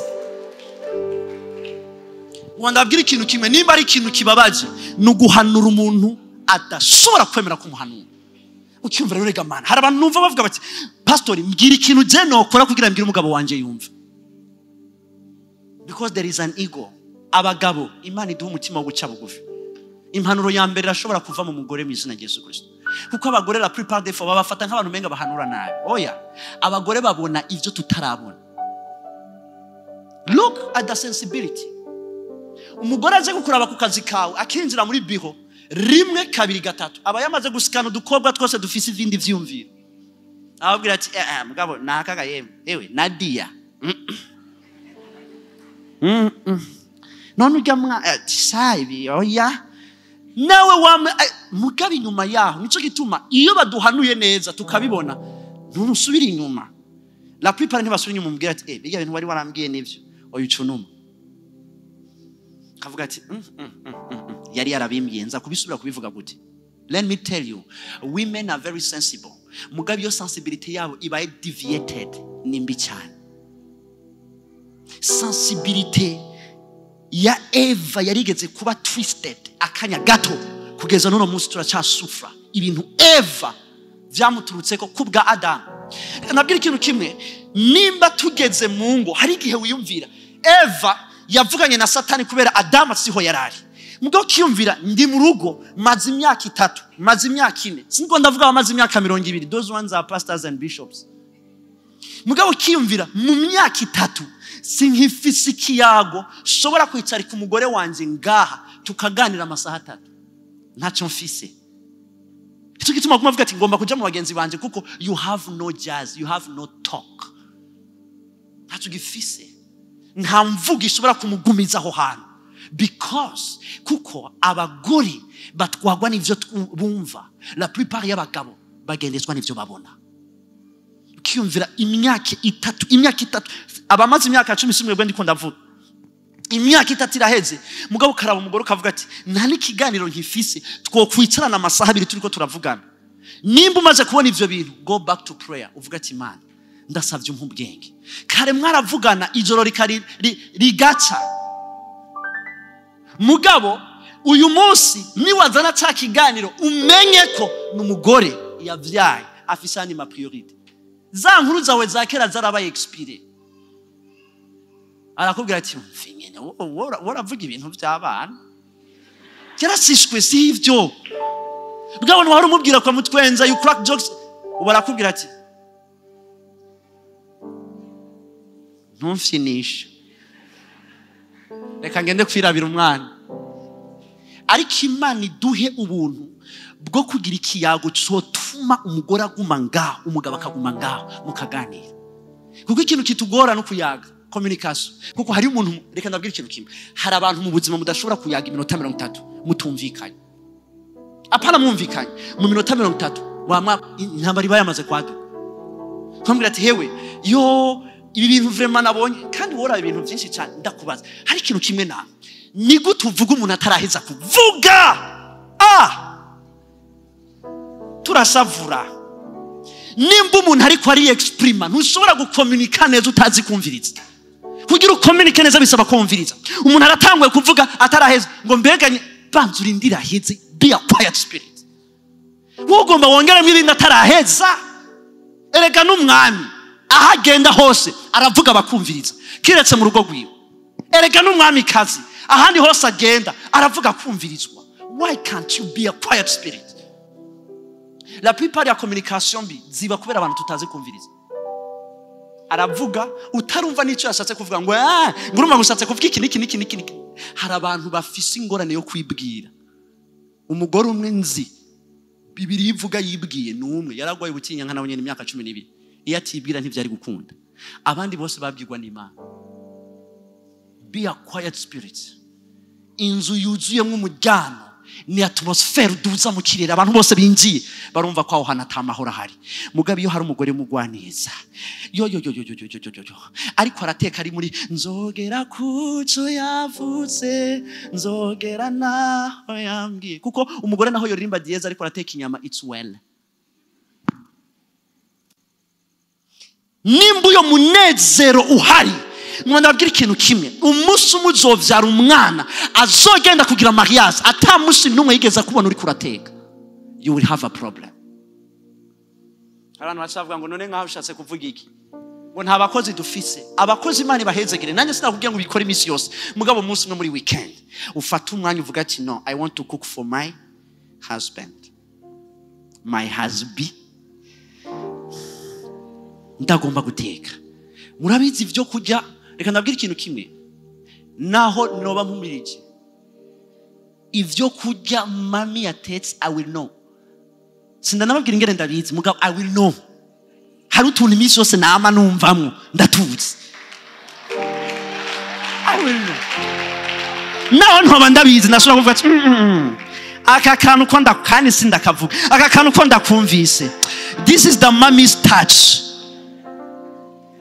mugabo iyo touch a touch does not exist ikibazo yumvira none mu cyayi naho bigenda gute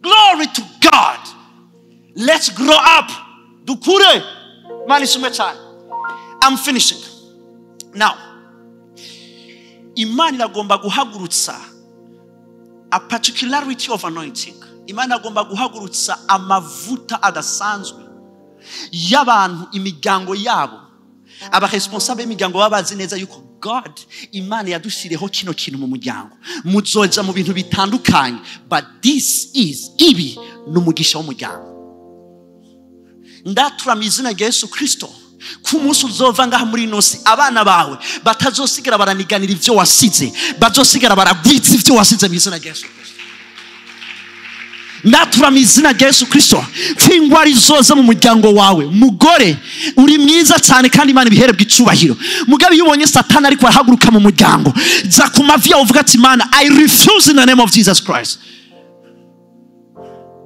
ni gute utwara umugabo kwa muganga utararambika kw'ibiganza? Ni gute utwara umwana kwa muganga utaramurambika kw'ibiganza? You understand? Sinase kuba twara kwa muganga. Muga be a spiritual woman. Hari abantu rero bacavuga ngo urumva ngo rega ngo tu n'est pas spirituel, tu es stupide. Tout est spirituel. You are very stupid. Very, very, very close to stupidity. You are very close. Uri kuregera ahantu stupidity dwells. Because everything is spiritual. Kuri twebwe twavutse ubwa kabiri, ikivyawe n'impwemu. Everything is spiritual. Kumuntu agendana n'Imana arafise sagesse yo gukomunika. Arafise iyo sagesse yo gukomunika. Umugabo arashobora kuba yananiranye ukava ahantu ukavuga ati Imana ni igiki ntegerezwa gukora, iga kumviriza Imana. Hamukagenda ukavuga ati jewe rero vya bintu bigiye kugenda ukuntu. Hamukabona umugabo barakoroya amosozi aravuze ati nukuri nari narabaginjeje n'abariko umbabarire. Gusaba ikigongo si signe ya faiblesse. Many of the ladies today, benshi mu bagenzi bacu uyu munsi barahantu isi babwira ngo no, ngo tu es une femme indépendante. Hamagaca bahantu yumva umenga hari abantu nahora numva bafise indoto ngo je vraiment ngo sicyakugira maquillage mu kintu nishakira ngo ngomba kuzo kwivyarira umwana wanje ngo umwe ngo abagabo muraza abagabo ingene bameze bara amakastet abagabo baragurana gusa isi sinaze ko abagabo bagorana kandi iyo bagoranye baragorana vraiment nanzi ndavyemera. Mugango ngo ndakubwira ikintu kimwe, ko abagabo bagorana nihe uzokora hatari abagabo. Ehesha wigire mishira hamwe ry'abagore gusa, aho uzokwama urahantu mu bagore gusa. Mugabo nizera yuko nimba ari abagabo bagorana n'abagore bariho bagorana. Mugango ngomba kuvuga ko hariho ubuntu Imana yashize ku cyareme gishasha. Urumva je nshaka singombi yo stress y'umugabo. Urazi gituma udashaka stress y'umugabo? You are very weak. Ivyahawe abantu bose. Iyo stress iba managed with capable hands. N'abantu bake bazi gukora munsi ya pression. N'abantu bake bazi kuva muhira bavuganye nabi n'umugore ageze muri entreprise akababwira ati umviriza uyu munsi we are going to make money like never before. Ntabe affecte n'ivyabaye muhira. Ntabe you see nta kogweko n'ivyabaye muhira. Kubera iki? There is a reason, there is a wisdom. Hariho ubwenge. Iyo vyanse muhira senga Imana. Mugabo ntivyanke muhira bice vyanka handi hantu hose. Kuko nivyanka muhira bikaza vyanka no kukazi muhira hazoba habi cyane. Komera mizina ya Yesu Kristo. Bagore muri ngaho maze igihe muri ko murasenga muvuga muti Imana umwana wanje sinzi ingene bizogenda. Reka ndabwira ikintu kimwe, Imana vyose bishobokera bizera mizina ya Yesu Kristo. Senga Imana. Pray God. Hano muravuga ati James wavyara umwana umwe hanyuma aba bahungu umuhungu nawe akavuga ati je nande nzokwivyarira umwana umwe ngo kagahungu twamatugendana ngo ndagafashe ngo yes my picture hama tugendana. Ni vyiza mugabo uyo mwana hazogera igihe arondera mama wiwe. Tuzobigenza gute? Tuzomusigurira gute ko yavyawe ku giti?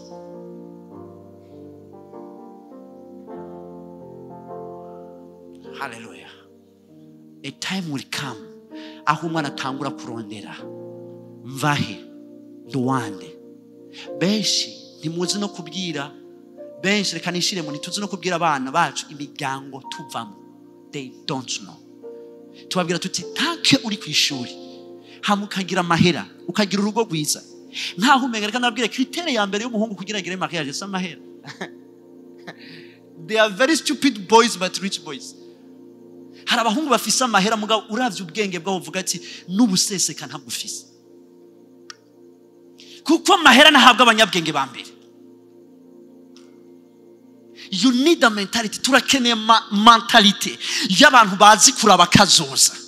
Uwo mukobwa uko yaje kugeza umunsi Kristo azogaruka uzomushikane imbere y'Imana uvuga ati Imana narakoze igikorwa wampaye mizina Yesu. Muga bigusaba kugira umutima w'ubugwaneza, bigusaba kugira a quiet spirit. Bibiri ivuga ngo umugore w'ubwenge avugira mu gacerere. She doesn't speak anyhow. La plupart y'abantu bavuga amajambo menshi, they can't make a home.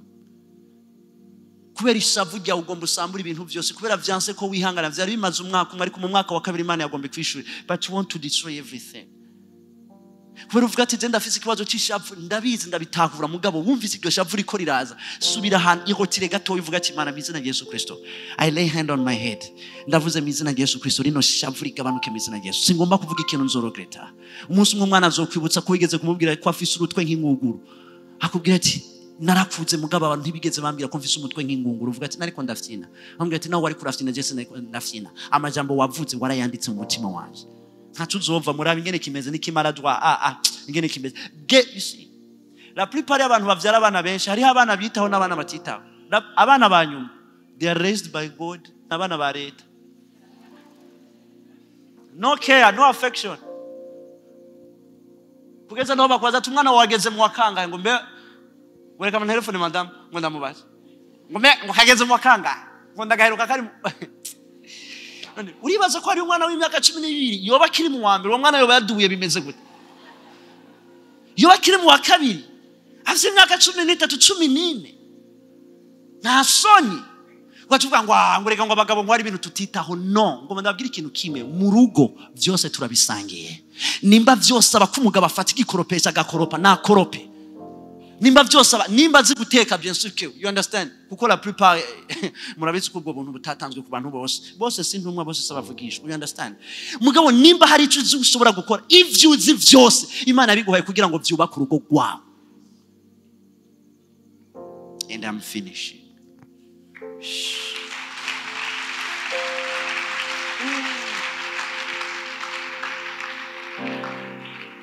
your family umuryango wawe ugiye kumera nk'inyenyeri yaka igihugu kizomenya ko hari abantu bava mu muryango umwe bama bariko barakora ibintu bidasanzwe mu gihugu mizina rya Yesu Kristo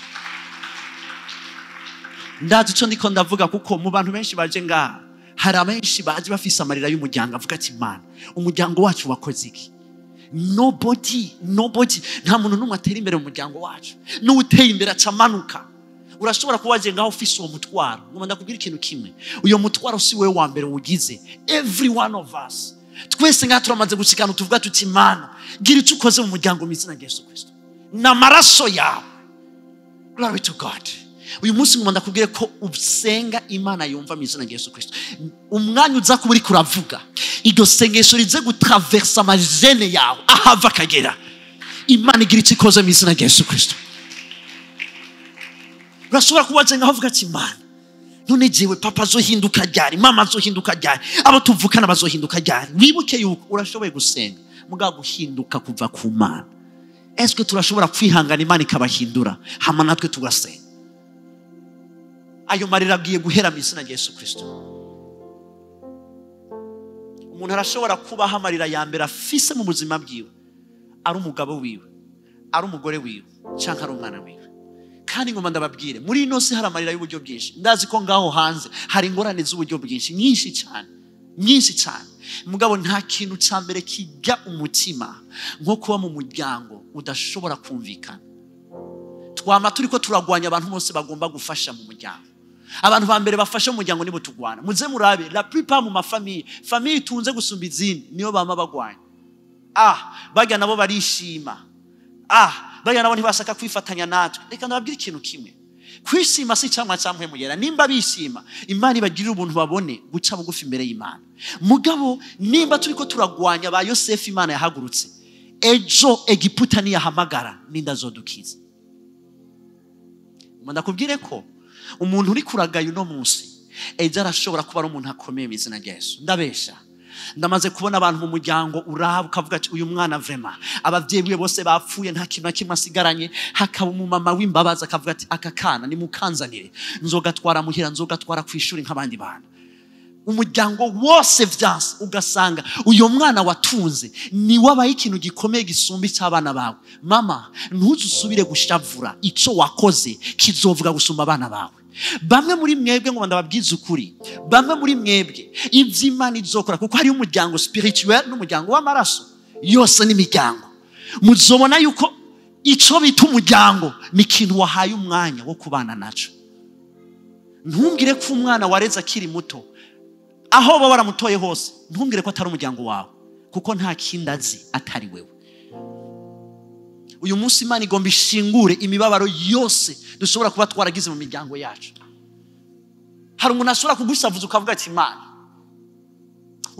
uyu mugabo wanje ijambo yambwiye ryankomurekeje, ndababaye mu mutima, mugabe ikibazo mfise ndabimubwira gute? Kuko ndabimubwiye yarakimye box, I will be boxed. None ndabivuga gute? Urazi kugira umubabaro bikanga no kuvuga, kugeza aho urondera umumama mugenzi wawe ukamubwira ati mama ni sawa, ndagusabye usengere, shira ikiganza ku mutima, ndababaye ndarushe, umugabo wanje yambwiye ijambo ryambabaje cyane, ndiko ndagwana nacyo, ndagusabye usengere, kino kintu kimve mu izina rya Yesu Kristo. Ivyo bintu birababaje. Ashobora kuba umugabo cyangwa ashobora kuba umugore, ariko ngo ndakubwire mu izina rya Yesu Kristo, haragera igihe Imana yugurura dimension quelconque ku buzima bwawe, aho ikintu umuntu avuze akuravye mu maso ikosa ribona atari uri mubwiye. They are women of authority that God is raising here. Hari abagore bafise authority Imana iriko irahagurutsa ngaha, babwiye umwana ati guhera uno munsi urumogi ntuze rusubire gukora mu kanwa kawe, it's done. Mugabe iyo authority ntiva kuza uko nyene, iyo authority ntiba yipfura ahantu hose, iyo authority iva muri icyo kibanza cyo gusenga ukavuga ati God I feel you. Nicyo gituma ndababwira kwama tuza gusenga ntituriko turatumwanya, turiko turacungura umwanya mu izina rya Yesu Kristo. Twige guharira, turashobora guharira. Yes, ndabizi yuko ushobora kufisa umuntu mu muryango yabagoye, siwe wenyene yagoye abantu bose mu muryango, ukavuga ati Imana uyu muntu vraiment aratugora mu muryango, ndabizi ko abagora, mugabo harakeneye umuntu amuharira. Murabizi ko umuntu ashobora gukora amakosa mu muryango kugeza aha aba nk'umuntu yaciwe, mvuze ikirundi cyiza, umuntu yakuwe mu bandi, gucibwa, bahari ivomo, niko mvuze neza. Ikanabwira ikintu kimwe, iyo umuntu imisose muze murabe no kugira umuntu agwe hasi, bisaba kwava mu muryango. Vyasavye ko Eva ava iruhande ya Adamu kugira yumvirize Satani. Imana irashobora kuduha ubuntu bwinshi bwo gusenga, ariko iyo habaye umumambre w'umuryango atanguye kugenda wenyene, akumva yuko umuryango wose wamutaye, ndabizi ko ashobora kuba yarakoze amakosa. None zambabazi ijambo ry'Imana rivuga ziri hehe? Where is mercy? Where is grace? Ego yaragurishije ibintu, ego yarononye, ego yarakoze amakosa, none uyo muntu tumugire gute? Tumute. Abarundi baravuze ngo igito hingerera igito bagite muri leta, hinga igito bagiterera muri entreprise, nikizokwica entreprise mu kuyita kizoyimba. The family, umuryango Imana yaremye, Imana yari yaremye institution yo guhanura, gukosora no gutoza indero. Hategerezwa ko umuntu mu muryango iyo avuze abandi bose bicara bakumviriza. Mugabo no munsi ndushobora kuhokonesa autorité mu muryango, hamkaca winjira mu isengero wibaza ko uzorokonesa autorité mu pastori wawe, no muhira nta numwe wumviriza, no muhira nta numwe wumviriza. Jewe ndi mu pastori hozo havu nkubita. You can't listen to anybody. You are mu cyongereza bavuga gute? A haughty spirit. Uri mpemu itabwigwa, uri mpemu idahanurwa. Nta muntu n'umwe ashobora kuguhanura ku myaka 23 n'itanu n'itandatu, nta n'umwe ashobora kuguhanura. Imyaka yawe 40 tuzoba turiko turarira twese, tuzoba twaratakaje ingabire ya mbere Imana yari yaraduhaye kugira ngo idukize, because you can't listen. Mu muryango hategerezwa kuba hierarchy. Umwana afisa amahera siwe samuragwa. Si misi yose umwana afise amahera basamuragwa, kuko kuba samuragwa ibihagaze ku mahera umwana afise, bihagaze kuri responsabilité afise y'umuryango. Materialisme irikura tugirira nabi. Abana bacu bagomba kuja kugira mariage, tubaronderera abantu bafise amahera batagira umutima. No, ujya muhunga azogushikana hehe? No, ujya mukobwa. Hari ikintu kintangaza. Niko tusura kuja kugira mariage umuntu akakubwira ngo umukobwa ntagira akazi. Finally, umugabo niki? You are a provider. Hallelujah. Umukobwa natu bafise akazi nta na kimwe. None, don't you call that wife a baby? Ntumite umubebe. Urigera wumva umubebe yagiye kugura pampers? A baby, ngomba ndabasiguritsa arico a baby kugira ngo umunsi wavuze wahamagaye umuntu ngo baby uzomenye ivyo uri kuravuga. uhejeje kumubwira ati umviriza kurya umugore yitaho umwana wiwe amuhibere kuko yibaza ko hageze kuba muhibere niko nanjye nzogufata. You are a baby, I will think in your place. Aba bantu mubona b'abakobwa ba mama Imana yarabasizemo umutima wo kwihangana ntibazi kuvuga icyo basaka rimwe na rimwe arifuza ko umunsi umwe wamukorera ikintu yama ariko arakubwira mugabo izomugora kwama ariko arakikubwira azokikubwira rimwe kabiri iga gatatu azohora. Ndamaze kubona abagore bifuza icyo bashobora kwigurira kandi bashoboye kucigurira ariko akavuga ati umunsi umwe Imana yompa kino kintu nkagihabwa n'umugabo wanje kandi ashoboye kucigurira kuko agihawe n'umugabo wiwe. It's a communication of love, ni communication y'urukundo. But women aho kwiyumvira abagore bacu twitiye kuri televiziyo turiko turamupira Manchester United, you are in Messi, you are in Ronaldo, who doesn't even know that you exist and your wife is there. Let's be serious. Imana agomba guhagurutsa ingo z'abantu baziyo bariko baraja. What type of a woman are you? Bumugore imbere yo kugira mariage gira ivyiyumviro bibona kazoza nico bita umugore. Ivyo vyimviro utarabigwira uracyari umukobwa. When you say someone is your baby, bantu b'Imana ukora ivyo ushobora vyose. Ivyo udashoboye Imana irabizi ko atavyushoboye izo bigushoboza. Mugabe ivyo ushoboye vyose umubwira ati aka kantu niko je nashoboye kuronka. Receive it with love. Natwe rero twige gushima ivyo baduhaye kuko nivyo yarashoboye. There is a spirit roaming in this place. Hari abantu Imana igomba ihe manto y'abasamuragwa. Ndiko ndavuga samuragwa, hari abantu Imana igomba ibihe ino manto au niveau familial na au niveau national. There is a spirit roaming. Ndikanabwira ikintu kimwe. Nimba hari ikintu karese nahora nitaho bino bintu. Nimba hari ikintu cyo kudakinisha ni relation. Murazi kangahe tubabara abantu dukunda batuvuye iruhande. Murazi kangahe bibabaza. Nta muntu numwe yubaka kugira ngo asambure. Murazi cyari cy'umukobwa yagomba bari bamaze kumudota. Ejo bakaca bavuga ati umuhungu akaca bamubwira ati umviriza ndaguhevye naronsa kandi kana. Turiko turubaka ibikomere kuko we love before time. Dukunda hataragera. Twibaza yuko hageze n'igihe ufise amahera n'igihe uronsa akazi. Uronsa akazi, it's a finance to fund your vision, but wait for the wife project. Do you know how it hurts? Namaze kuganira n'abakobwa n'abantu bakomerekejwe n'urukundo. Bya bindi wovuga ati abo bana bubu nabo barisinisha akugitse iki none yari bwagutware mu reka kuba wigirisha. No. Ariko iconze nuko every relationship relation yose winjiramo ukayivamo ntiwari wubatse kugira ngo usambure. Hari bikomere bisigara mugabe y'umuntu ari muri Kristo Yesu ivyo bintu birahera mu tsana Yesu. Bahungu muri ngaha ntimusubire gukinisha imitima y'abantu. Namwe bakobwa ntimusubire gukinisha imitima y'abantu. Ikintu nabonye muri buno buzima hariho loi ya semence. Uyu munsi uri kurabiba a 23 ans ku myaka 40 uzobona ico wimbura. Kuko they are heartless people. Bavuga ati ivyo nokora vyose biragusha. Ntibimusa uri kurabwira uri kurakomunika kazoza kawe. Sinasha ko ibintu bishobora kugenda nabi. Mugabo uyo muntu mwitse ari kumubwira ati urugendo rwacu vema ntibigikunze. It is not possible. Hama mubandanye musezerana amahoro hanyuma mubandanye. Manishimwe cyane. But don't break people's hearts. Biragoye kubaka imitima y'abantu iyo yamaze gusambuka. Wofuma wubaka inzu yasambutse mugabo umutima w'umuntu uragoye kubaka. Let's be serious. Let's love. Reka dukunde avec responsabilité. Kubera ndagukunda hari ibintu ntashobora kukwemera gukora. One day nariko ndavugana with my wife. Turiko turaganira muri fiançailles. Bantu b'Imana hariho umucanwa uvuga ati is this the Holy Spirit?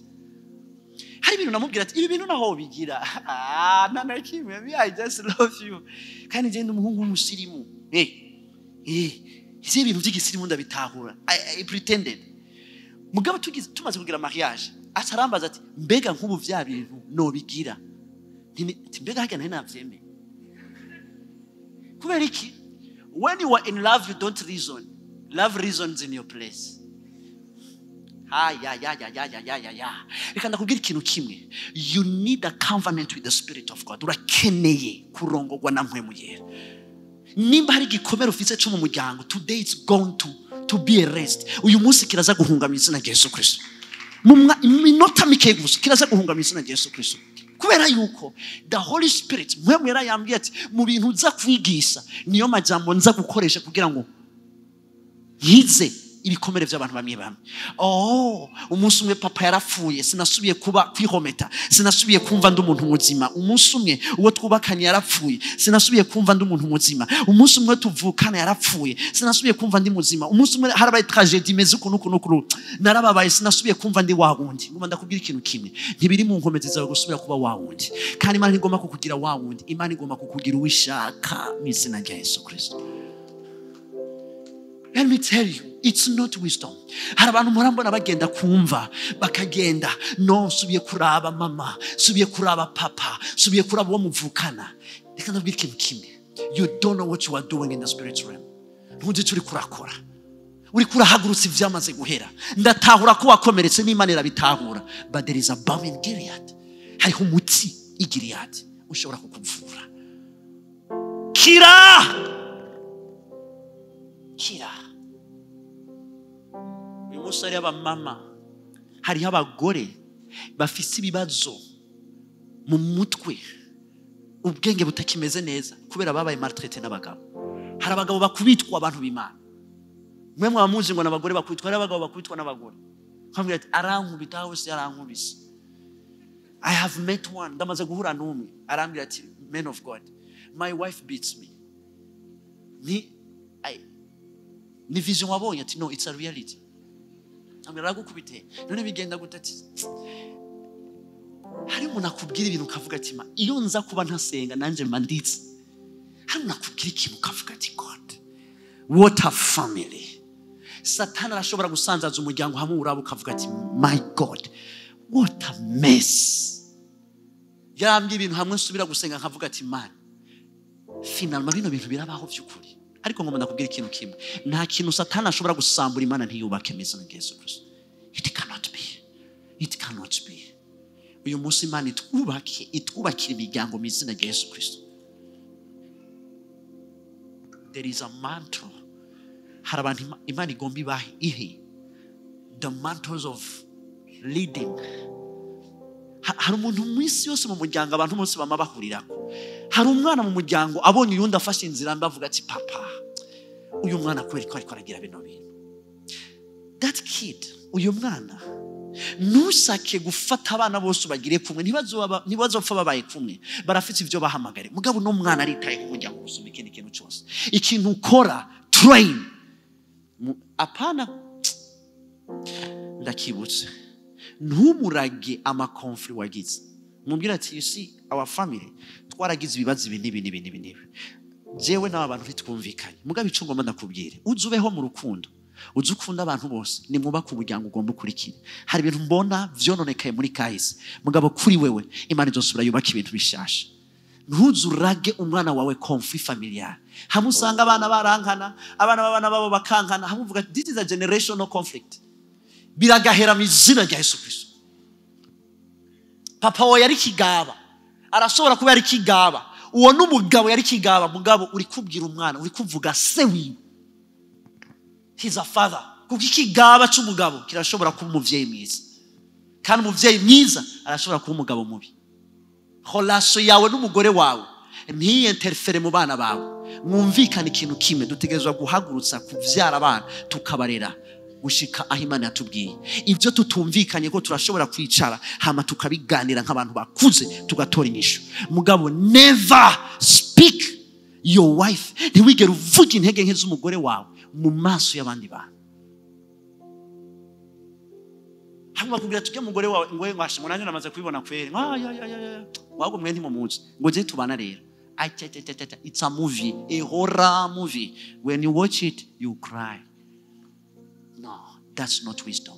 You cover. Uravuga reka nabwira ikintu kimwe, twese turafise ikibanza cyo gukura, cyo kuba transforme. Uko narindi mu mwaka wa mbere wa mariage, uyu munsi sikondi. kandi uko nzobejo bizoba ari byiza gusumba uko ndi uyu munsi. Emera ko umuntu wese afite ikibanza cyo gukura no guhinduka. Ntusake ko biba mu munsi umwe. Nawe raba neza ntivyabaye mu munsi umwe, kandi wowe wagiriza amakosa raba nawe ayiwawe. Imana yarakubungabunze. Why can't you forgive? God is spreading the spirit. Imana iragomba kutuzana ahantu. Bantu b'Imana bisaba mpwemu yera kugira umuryango wubake. Ni bande bantu banshigikiye muri kino kintu mvuze? Bisaba mpwemu yera. Hari abantu bari ngaha bavuga ati mukozi w'Imana ntuzi ibyo uri kuravuga. Jewe mbwira ikintu ntuba narakoze. Mbwira abana ntaretse. Mbwira umwana ntatwaye ku ishuri. Mbwira uwo ntahamagaye kugira ngo twiyunge ariko ntibankeneye mu rujya muryango. Urazi cyari cyo kuba mu muryango batagukeneye, bagera mu rubanza abandi bose bakabamika imvutano zisa na hoze, we bakaca kwambika izirabura nkaho umenga ugiye guhamba. Don't be wicked. Hari ibintu maze kubona bitava ku Mana kuko bagusuzugura, kuko bagufatana ukavuga ati imico yose baranyekata. Batangwe kuvugana bacavuga ati nimuze ngo mbego ntiharagira kutaha. My God, murumva igikomero muri kurashira muri yo muntu. Ngomba kubagira ikintu kimwe, nimba ari mu muryango peu importe naho yoba ba mu nzu y'icumba kimwe n'umumambwe wa famille aracari mu muryango. Kandi ntubizejo arashobora kuba ari wazoba ariko arafasha abana bawe mu izina rya Yesu Kristo. Ndatahura ico gikomere cyo kumva uri hojete n'umuryango ukavuga ati ntuzi urugo je nagiyemo abi wacu n'umugabo ntibankeneye. Nimba umugabo akumvira nta kibazo kuko ntiwagize mariage na famille. You don't marry your family, you marry your wife. You don't care about the rest. Sometimes birasaba gufata responsibility, kuba sincere imbere y'Imana. Mose yapfuye, Yosuwa yaraje arababwira ati Jesse ndi Mose, nta byagezwe ngo mandabaye. I am Joshua. Personality yanjye ni Yosuwa. Ntugomba mu ngendere ko ngurumva ngo uyu muhungu wacu ngurumva ngo tukubwira ingene uzofata umugabo wacu. Keep quiet, shut up. Ntumbwira ingene uzofata umuhungu wacu. Ntakiri umuhungu n'umugabo wanje. Come out. Hari abantu bisaba ko mirukana mu ngo zayo. Akubwira gute? Ngurumva ngo naninje kuraba umwana wanje. Ntuzusubire kugaruka ngaho uje kuraba umwana wawe kuko twese turabana bawe. Ngurumva ngo I hate it. Kandi ibintu bikunda kuba ku bakobwa. Abo bavukana n'umuhungu babakobwa bashiki biwe bakaca baza. Bashitse hewe bagomba kwereka ko uwo mugore atakintu kimwe ashobora gukora. Bino bitambara kubereka ibidasase neza. Nimba ugombe bisase neza kubera ko usikanye imyaka 45 utaragira mariage, genda ubaka urugo rwawe. You can't build a home but you are destroying other people's home. Ntushobora no kubaka urugo rwawe nimba bidasase neza, birekere banyene byo babiguze. It's not your business. Reka kumufarisayo n'umuntu yitaye ibintu bitamuraba. Umusadukayo bireke. Uwo mwana yagiye kubaka amaza amezi 6, ntuhave witega kwaba umugore amaze imyaka 20 mu rugo araciga. Muhanure mu rukundo. Abantu bagize mariage ntibasubira kugira papa mama ku mpande zibiri. Aba papa b'umuhungu, abavyeyi b'umuhungu bacika abavyeyi b'umukobwa, n'abavyeyi b'umukobwa bacika abavyeyi b'umuhungu. Urafise autorité ku bana bawe, mugabo autorité ufise ku bana bawe niyo kubatoza inyishu apana kubaremera.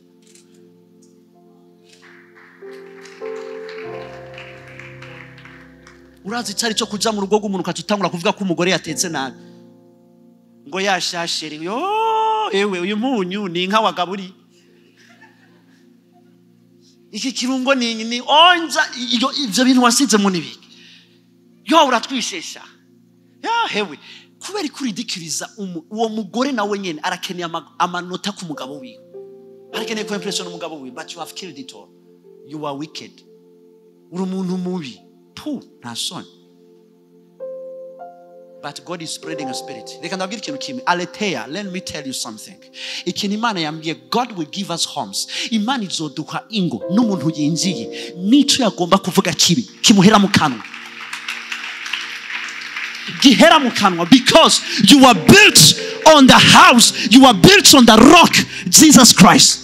Hamwe yinjiye urumva mega hewe nagomba mvuga iki no muzobabwire muti ntimuzaho mwinjiye.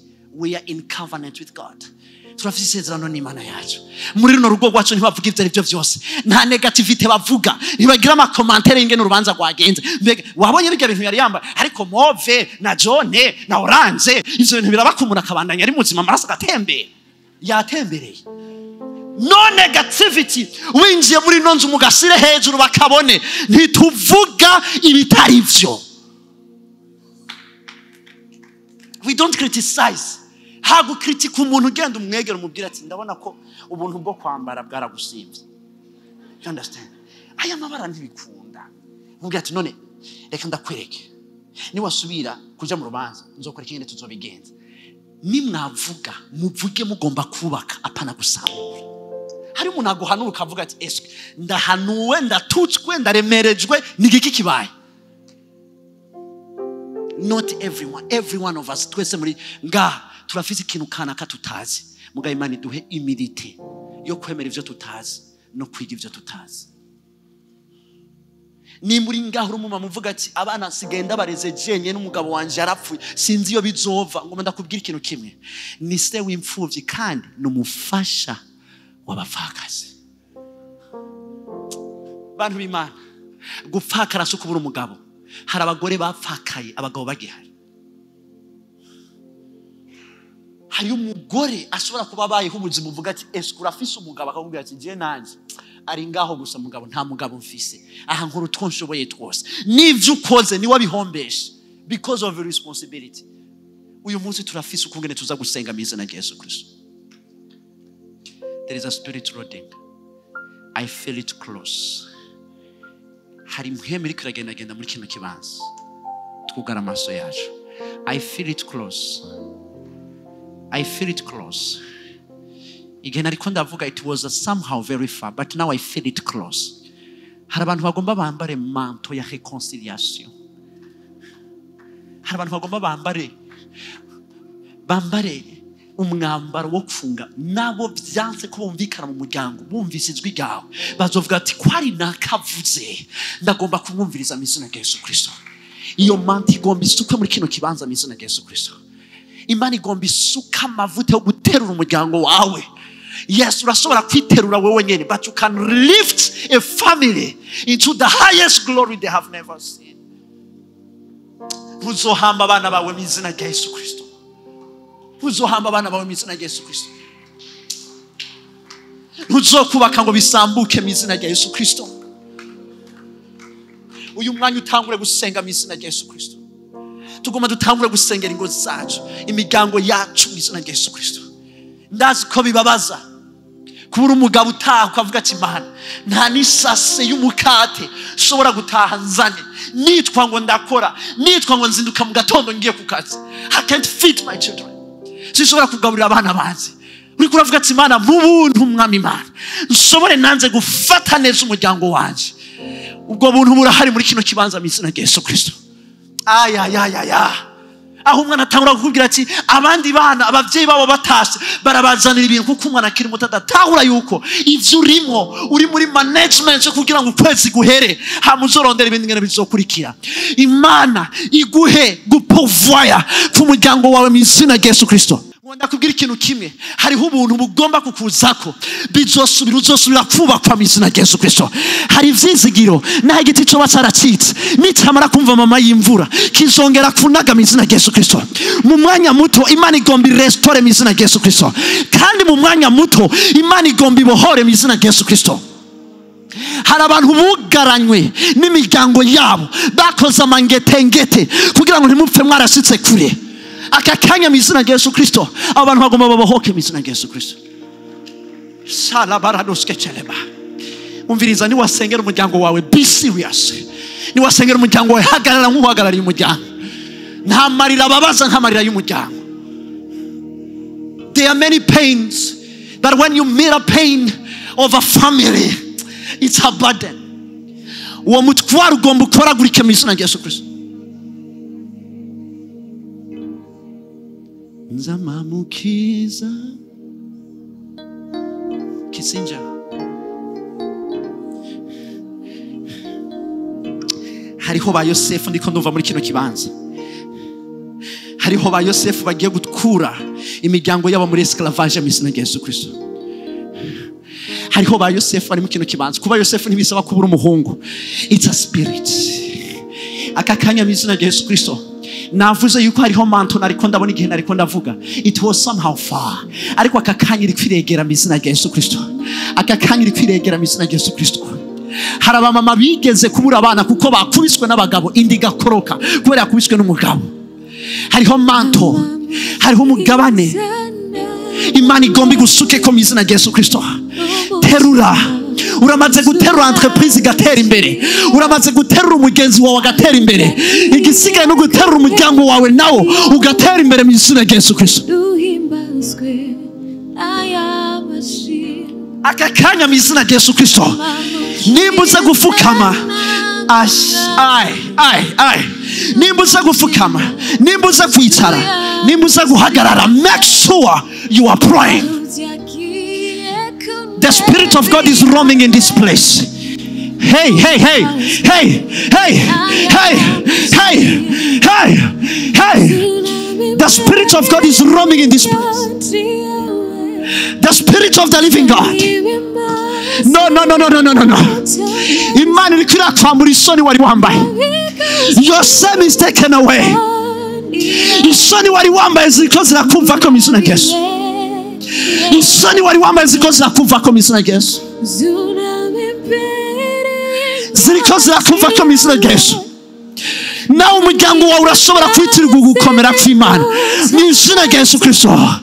Holy Spirit, Holy Spirit, there is a roaming of the Spirit of God. Akakanya mu izina rya Yesu Kristo. Hari abantu bariko barakira bino bintu ndiko ndavuga.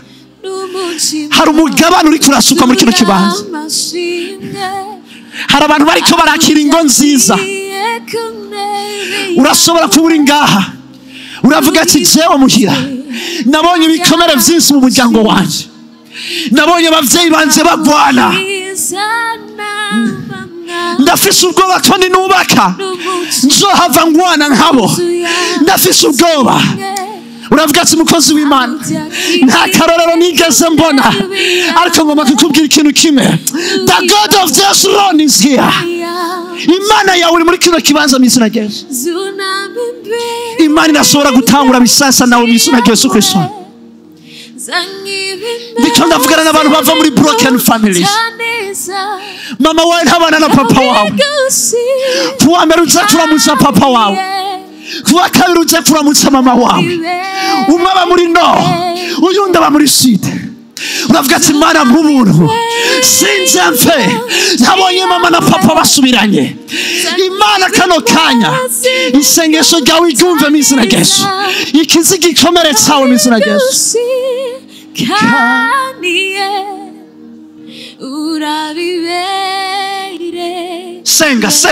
Senga. Amamukiza